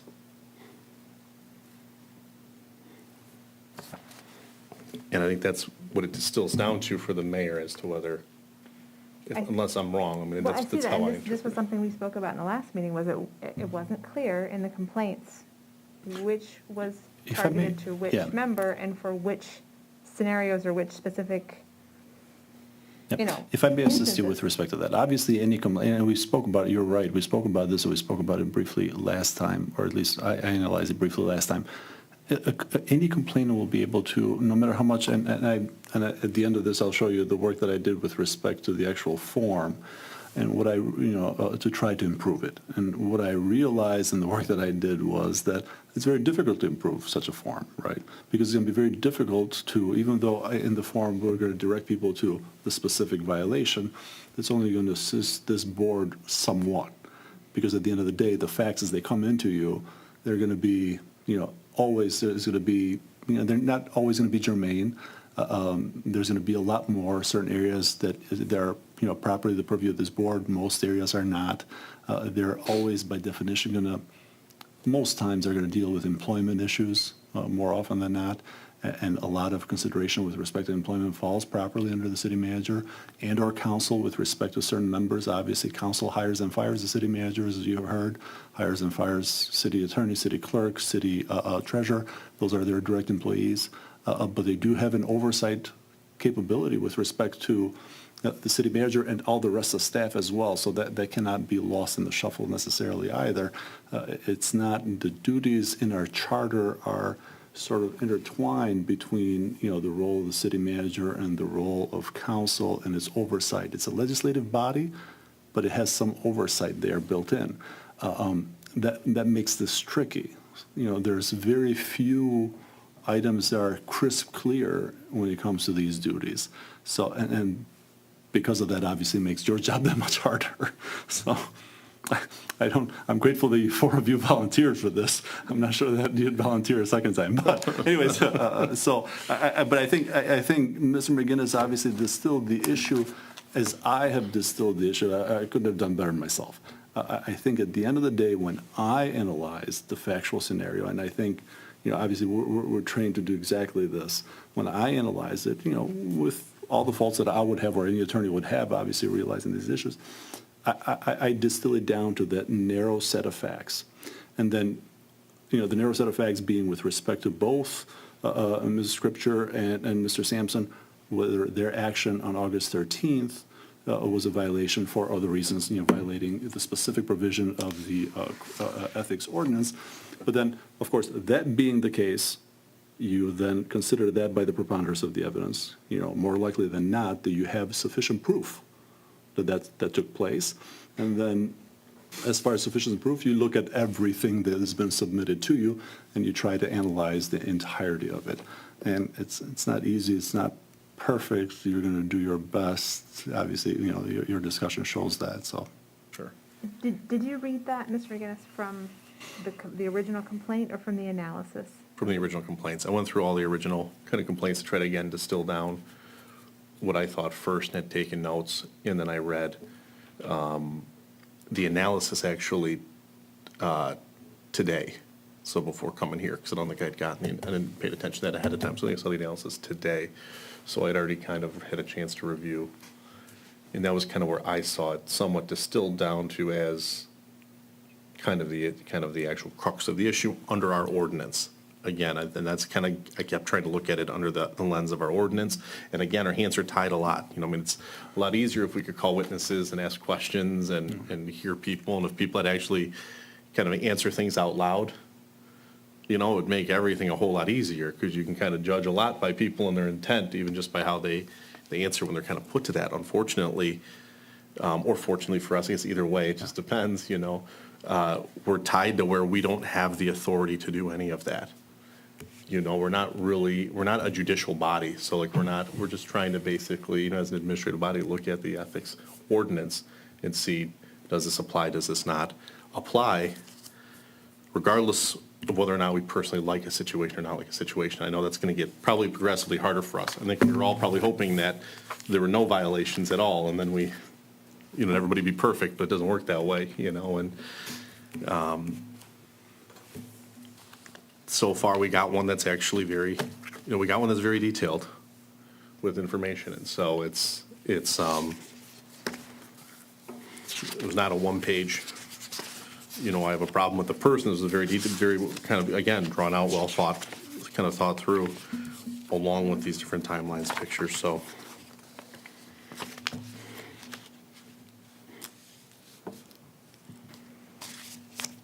I guess I struggle with making decisions about the ethics of actions when it's not clear.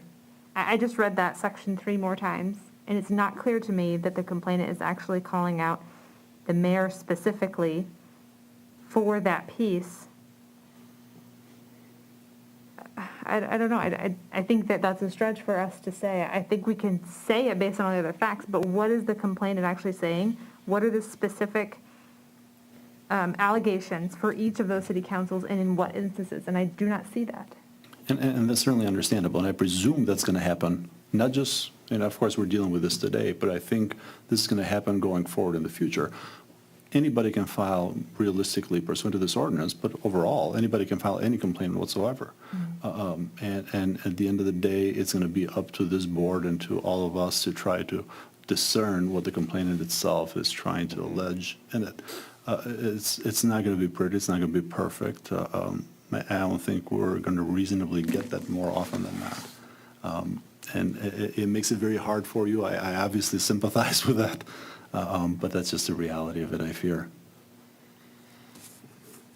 And again, when I looked at it, Annie, I just kind of looked at everything. I looked at, just, so I'd kind of already read everything and just tried to figure out, just from reading the complaint, what would be a violation. Just trying to distill it down, if we're alleging some type of conflict of interest, there's got to be a conflict of interest in there. And so, and it's going to be difficult because a complainant's not going to know.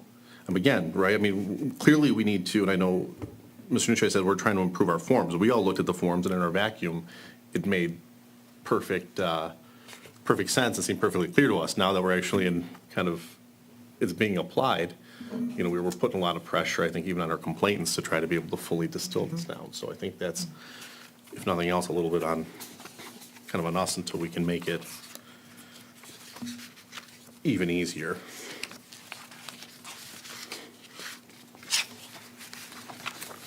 If anything, I see an open meeting act violation in talking to the chief outside of a public meeting about potential rules, but I don't see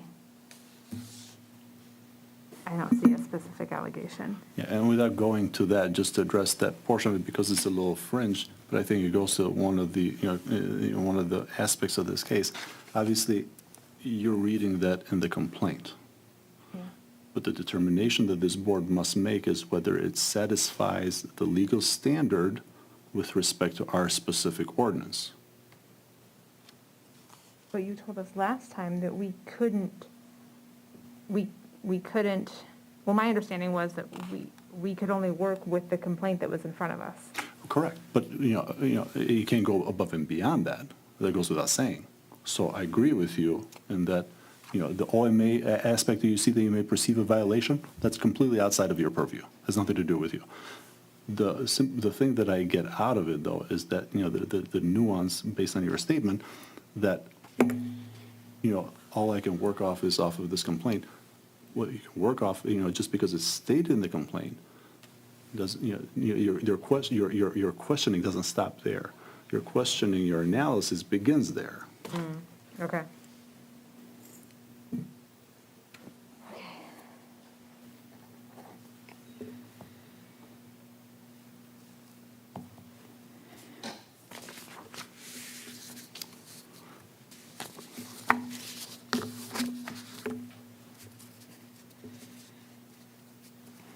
Any other questions or comments, or?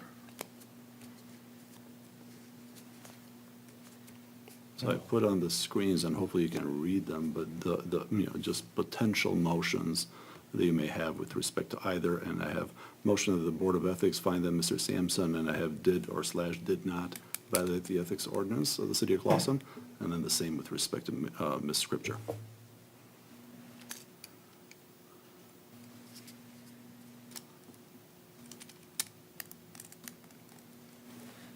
Does anybody want to do a motion? Yeah, so again. More discussion, or? I mean, again, I think, again, in reviewing all of this, again, the difficult part is separating out what potentially seems right, seems wrong on a certain level of communications, things like that happen in government that I think we can all potentially have issue with. But I do think looking at the facts at hand, looking at the application of the ordinance, but more specifically looking at the limitations that we have and that have been placed upon us kind of under our kind of authority as the board. I think at this time, I would make a motion that the Board of Ethics find that Mr. Sampson did not violate the ethics ordinance, specifically the ethics ordinance of the city of Clawson. I would second that. I'm sorry, we haven't even talked about Mr. Sampson. Have we talked about Mr. Sampson's specific Yeah, we've been- actions? I mean, again, in the analysis, but not, there are separate things issued in the complaints that we have not talked about. Obviously, your determination, fine. if you have more, I mean, obviously, if we this is the can- second, this is the time to discuss, but in my mind, you've talked, simultaneous with respect to both. The facts are the facts with respect to both, applies to both. But since there is a motion and a second, obviously, there's always opportunity after a motion and a second for further discussion. Yeah.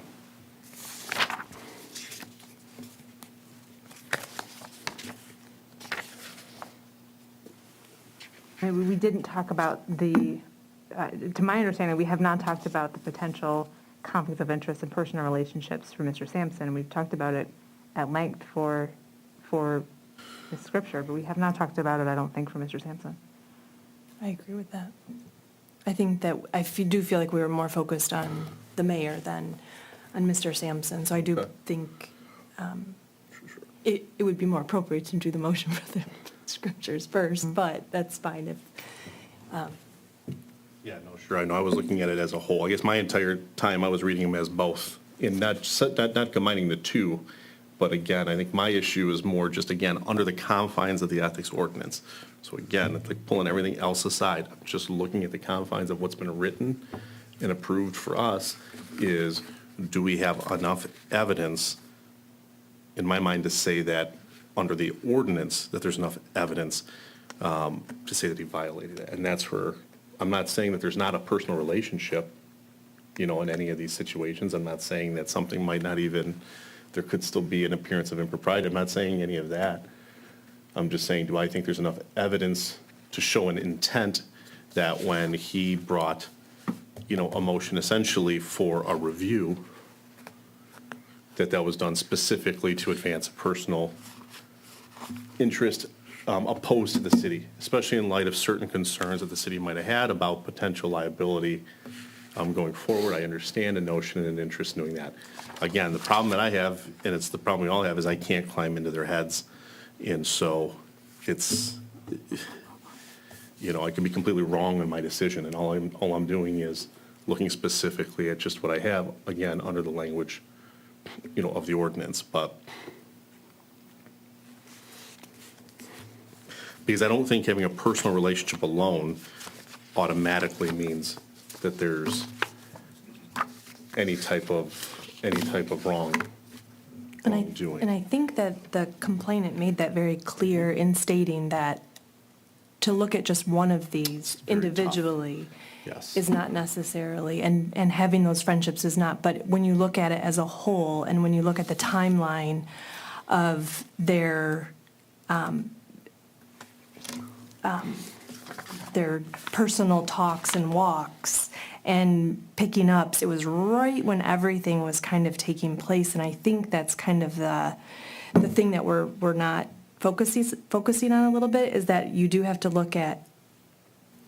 That was why my first question was, are we to look at this whole thing? Yes. Because I agree, if you just Yeah. look at the one items or just that, but when you do take into consideration the entire timeline, the entire knowledge that the entire city council did have on the situation, looking at all of that, and knowing the based on the pictures and that, there's obviously a friendship there that's pretty personal. Sure. Amongst the mayor and Mr. Sampson with the Hodges, both the husband and the wife, and obviously a wife and a husband know each other's information. So taking all of that into consideration again, and then reading the language of, was there a personal, where's the language? The conflict of interest. Was there a duty or a loyalty to a third party? I think you have to look at the whole picture in order to really establish. I agree with you, and that's why when I had looked at this timeline as well, right? Because one of the things that stood out to me on my notes was, like, again, when I'm looking at the timeline and it says Tuesday, August 17th, Lou Sampson picked up Matt Hodges from his house, and then drove to downtown Charlie's restaurant. Right, so that happened in the morning. Right. But then that evening is when the mayor then put the vote to rescind the prior one to essentially terminate Matt Hodges again. And I'll double check, because I don't want to be wrong on, So again, so if we're talking about the mayor, that would be one but, right. way of thinking of it. But then if you're talking about Mr. Sampson, then that's another way of thinking about it. So. But Mr. Sampson voted yes to rescind and then uphold the termination of Hodges. And so again, that's where I kind of look at. But because on Friday, August 13th, they had a special meeting that pretty much they were told, you can't do that. I mean, if you look at what that was in the notes too, stating that they were Sure. not able to Sure. do that. So essentially, their conclusion is going to be, okay, we have to rescind that motion because we can't do that. we're going to get turned down anyway.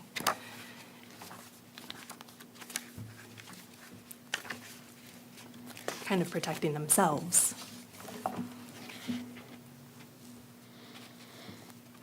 And again, when I just go back to the 13th, I look at, again, the motion by Sampson, again, is to direct, to amend, to put on administrative leave pending further review. Again, I look at that as a fact-finding, a little bit of a fact-finding mission, which again, is something I wish we could do, but we can't, but it's a little bit of that fact-finding, again, to try to make sure, is the city taking all the steps proper? That's not necessarily, it could also be that this was done specifically because they were friends. It's, again, the problem is figuring out, do we have enough evidence to conclude, really either one way or another? And the problem is if we don't have enough evidence to conclude, from kind of what's in their head, one way or another, by the city charter is where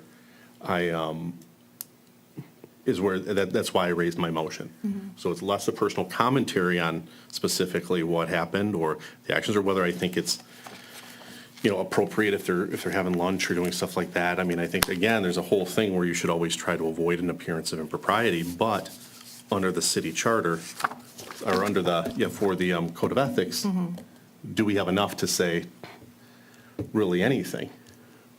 Or again, is it all just, are we in a point, and my fear is I'm just in a place of full speculation.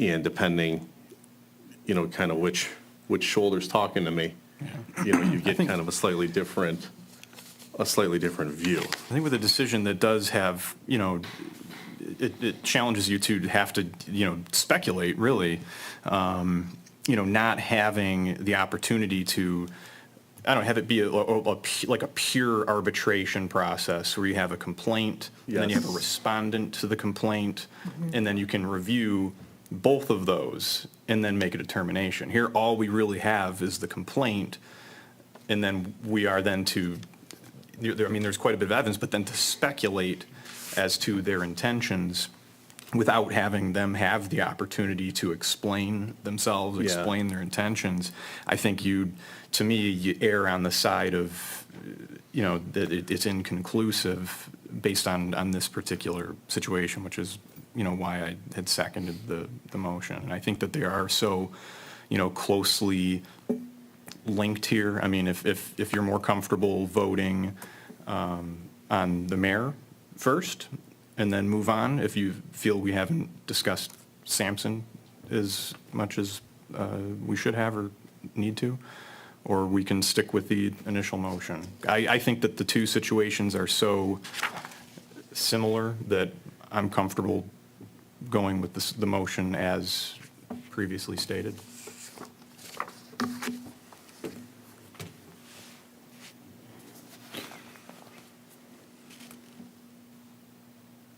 We technically have a motion on the floor. Right. So that means, we have to have a vote on that motion. It doesn't mean more motions can't be made, as we've learned. So again, this is our time, if we want to discuss it more, have more questions, then I think we want to make sure we close that out. And I think probably appropriate to have, call out the vote and see where you are at the end of the vote, and if there's more, then you go back. Okay, so then at this time, the motion's been seconded, which is that the Board of Ethics find that Mr. Sampson did not violate the ethics ordinance of the city of Clawson, so I'll just kind of move down. Well, August will call the vote. You already stole my first roll call, and he read something to the record. I don't even know why I'm here. Fenton. No. McCullough? So the motion is that it was not. Not in violation. Which means, So yes means he did not. Right. All right, I would say yes. McGinnis? Yes. Traxel? No. That motion fails as a tie, doesn't it? it does, fails the Okay. tie. So maybe then what makes sense is, considering the nature of the motion, have the opposite motion now, that he did violate. May we make that motion perhaps? Then at this time, I'll raise a motion that the Board of Ethics finds that Mr. Sampson did violate the ethics ordinance of the city of Clawson. Requires a second still. Who's got to second it? Oh, I'll second the motion. Discussion? Are you calling for a vote? I presume you were Yeah, calling at for this the point, vote. I think we can call for a vote. Okay. Hang on one second, I gotta put it back in alphabetical order. Okay. McCullough, No. McGinnis, No. Traxel, Yes. Fenton. Yes. We have another failed motion. So maybe then what makes sense is to repeat the same, so you see where you are with respect to mayor scripture. Okay. So at this point, we'll do the same process then. Motion that the Board of Ethics find that Mrs. Scripture did not violate the ethics ordinance of the city of Clausen. I'll second. And we can call it to a vote. And the second was Annie Fenton. All right, McGinnis, Making sure I've got my negatives all right there. So Did this is the not violate. Did Someone not. say yes. Traxel, Yes. Fenton, No. McCullough. Yes. So it passes that she did not violate. So that's done, right? Yeah, I think they're both done for purposes of this. Yes, I think so. On account of, obviously, both versions of the prior motion having failed, there's no action, that applies as sort of, no action by the board, either way. Okay. Okay. So I think you can, Mr. Chair, you may, that being done, you can move on to the next item on the agenda. Okay, that being done, we're going to just kind of some other business. So one of the first things, I think, is to approve the meeting minutes of the Wednesday, September 22nd meeting of the Board of Ethics. So I'll make a motion to approve the meeting minutes of the City of Clausen, minutes of the meeting of Board of Ethics, Wednesday, September 22nd, 2021. I'll second that motion. Any opposed? Well, I guess we'll call it just because McGinnis. I'll abstain since I was not here, so I have no way to. Okay, Traxel, Yes. Fenton, Yes. McCullough. Yes. Thank you. And then is there any other business that we have right now that we know of? I'd like to, again, thank everybody that's been kind of here dealing with us. Hopefully that, we heard kind of during public comment that there's some things that I believe there's some things that people believe that we can improve to make this a little bit easier, a little bit better on us, so that we actually can kind of maybe clarify some things. I know, I believe the city attorney is working on some additional information, to hopefully help with that. So, thank you. We'll now move on to the city attorney report. Thank you very much, and thank you, obviously, for your time and consideration and debate. This was actually wonderful, and thank you for doing that. I'm sharing the screen. I apologize for the quality of the screen, but here's the forms that I'm going to be sharing, and that's for, obviously, for the public portion. Perfect. If you may just yes, keep one. Yes. Lovely and collated there. Thank you. So these are the forms that I worked on. And I was just a little feedback from you would be helpful, obviously, particularly now that we have, obviously, the first complaint under, or behind us and seeing this. The way I have it is, the specific changes, this is the form that would go to a member of, anyone who would choose to file a complaint. And as you'll notice on number 3, I put down specific provision of the ethics ordinance prohibited conduct you believe the subject of the complaint violated, and circle all that apply. It has those itemized numbers there. And then on the second page, there's a little, longer statement of facts, longer than in the first form, obviously, that was utilized by the city. And obviously, this will help, particularly the first portion of it, that specific provision of the ethics ordinance, that will narrow down at least one aspect of it. And that's the easy one, as obviously well, maybe not, I mean, not always, but I think overall is going to be the easy one on account of narrowly tailoring whatever the legal basis of the complaint is. The facts are always by definition going to be sort of, will be, depending on who files it, may be cumbersome.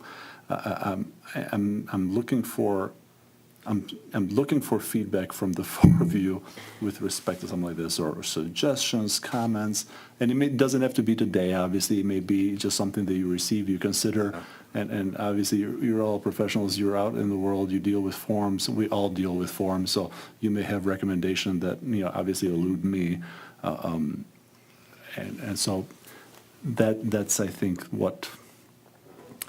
probably next step for whatever the next meeting that we may have, whether or not we have a complaint, whenever our next regular meeting may be, I think we ought to, at least at that time, try to finalize, a new version of the form. And at that time as well, and from now until then, what I would recommend perhaps is that considering, now that you've gone through the process, considering what changes would you recommend to council on this ordinance? I mean, I know I can think of some. Yeah. And, things like and this was obviously the case here, tonight, things like consideration of maintaining, confidentiality. It's not a reality. It's just not, unfortunately, we realistically, 99% of the time, we cannot offer that. So to state that outright in the complaint, in the ethics ordinance, is actually just inappropriate, and it's misdirection to a particular person that they may consider filing. So I think, that one I would volunteer to council, but we need to think about those going forward. So other than that, I have nothing further, so I'll leave the rest to you. One thing that I did wonder, and you had brought it up as well as the mayor in her letter about having almost like a rebuttal from whoever the complainant is against. Yeah. Is Yeah. that a possibility? Of course, and this is, sort of, and we needed to have it spelled out better in there. Anytime that we talk about, some of the language that we have in the ethics ordinances, language that to us as attorneys really resonates, somebody being, faced with some sort of a complaint or accused of something, will always have the ability to respond to it as just a matter of law. It's one of our rights that we have. Right. So there's no way for us as a city here to curtail that right of anybody. But we need to state it outright. You're exactly right about that. And have a process in place for how that would take place. Yeah, and one of the things that we will probably need to, reason our way through was the back and forth. I mean, I view it with I can give you my thoughts, but I think it's your recommendation that will go to the board overall, like that's the most meaningful recommendation. But was it helpful to be able to obviously argue, or not argue, but like discuss out loud as we would, this particular kind of process, right? Because these will always be this way, and perhaps even more complex, even more cumbersome. Was this helpful, or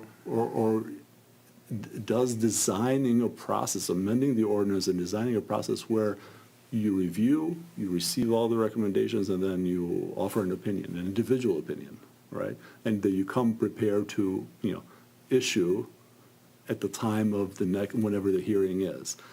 That may be too much, perhaps, I don't know. But, like any sort of creative way to try to, improve the process, I think obviously would be appreciated, whatever that may be. I mean, I think in some ways it was helpful to be able to discuss because everybody thinks differently. Sure. And so it brought up different points, but then at the same time it was, if we had more facts, if we had more information given to us different from the other parties, then, I mean, a juror, they don't get to discuss it with each other. So, I mean, I guess when they go back and deliberate, they do, I guess. Yeah. So, yeah. You're just not doing it in front of everybody. Exactly. You guys Yeah, are the so you're jury trying and the to be prosecution careful. and the Yeah. defense. You're everything, so. Yeah. I could suggest that this be done in a workshop, maybe. That's actually, that's very thoughtful. And a workshop doesn't have, actions being voted, so you could participate via Zoom technically, couldn't you? Correct. Actually, do you know that. what?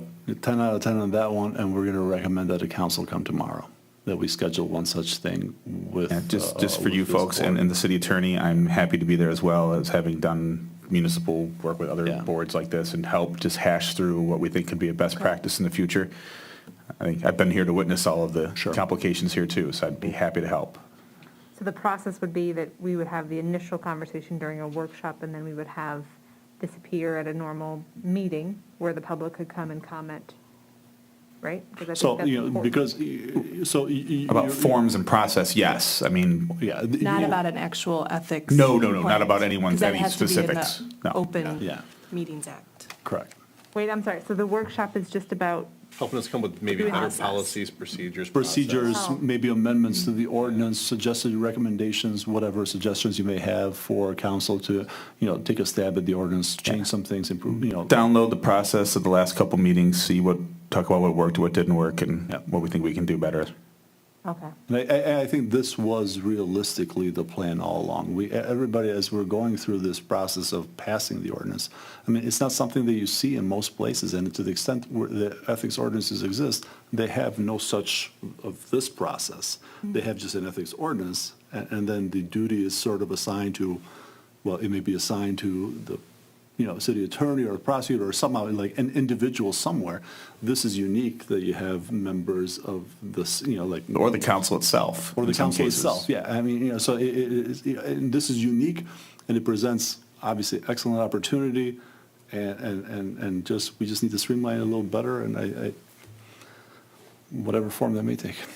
But I think that's a great suggestion, so. And I have nothing further. All right, well, at this time, I'd like to just make a motion to go ahead and adjourn this meeting until a date that we set in the future. Second that?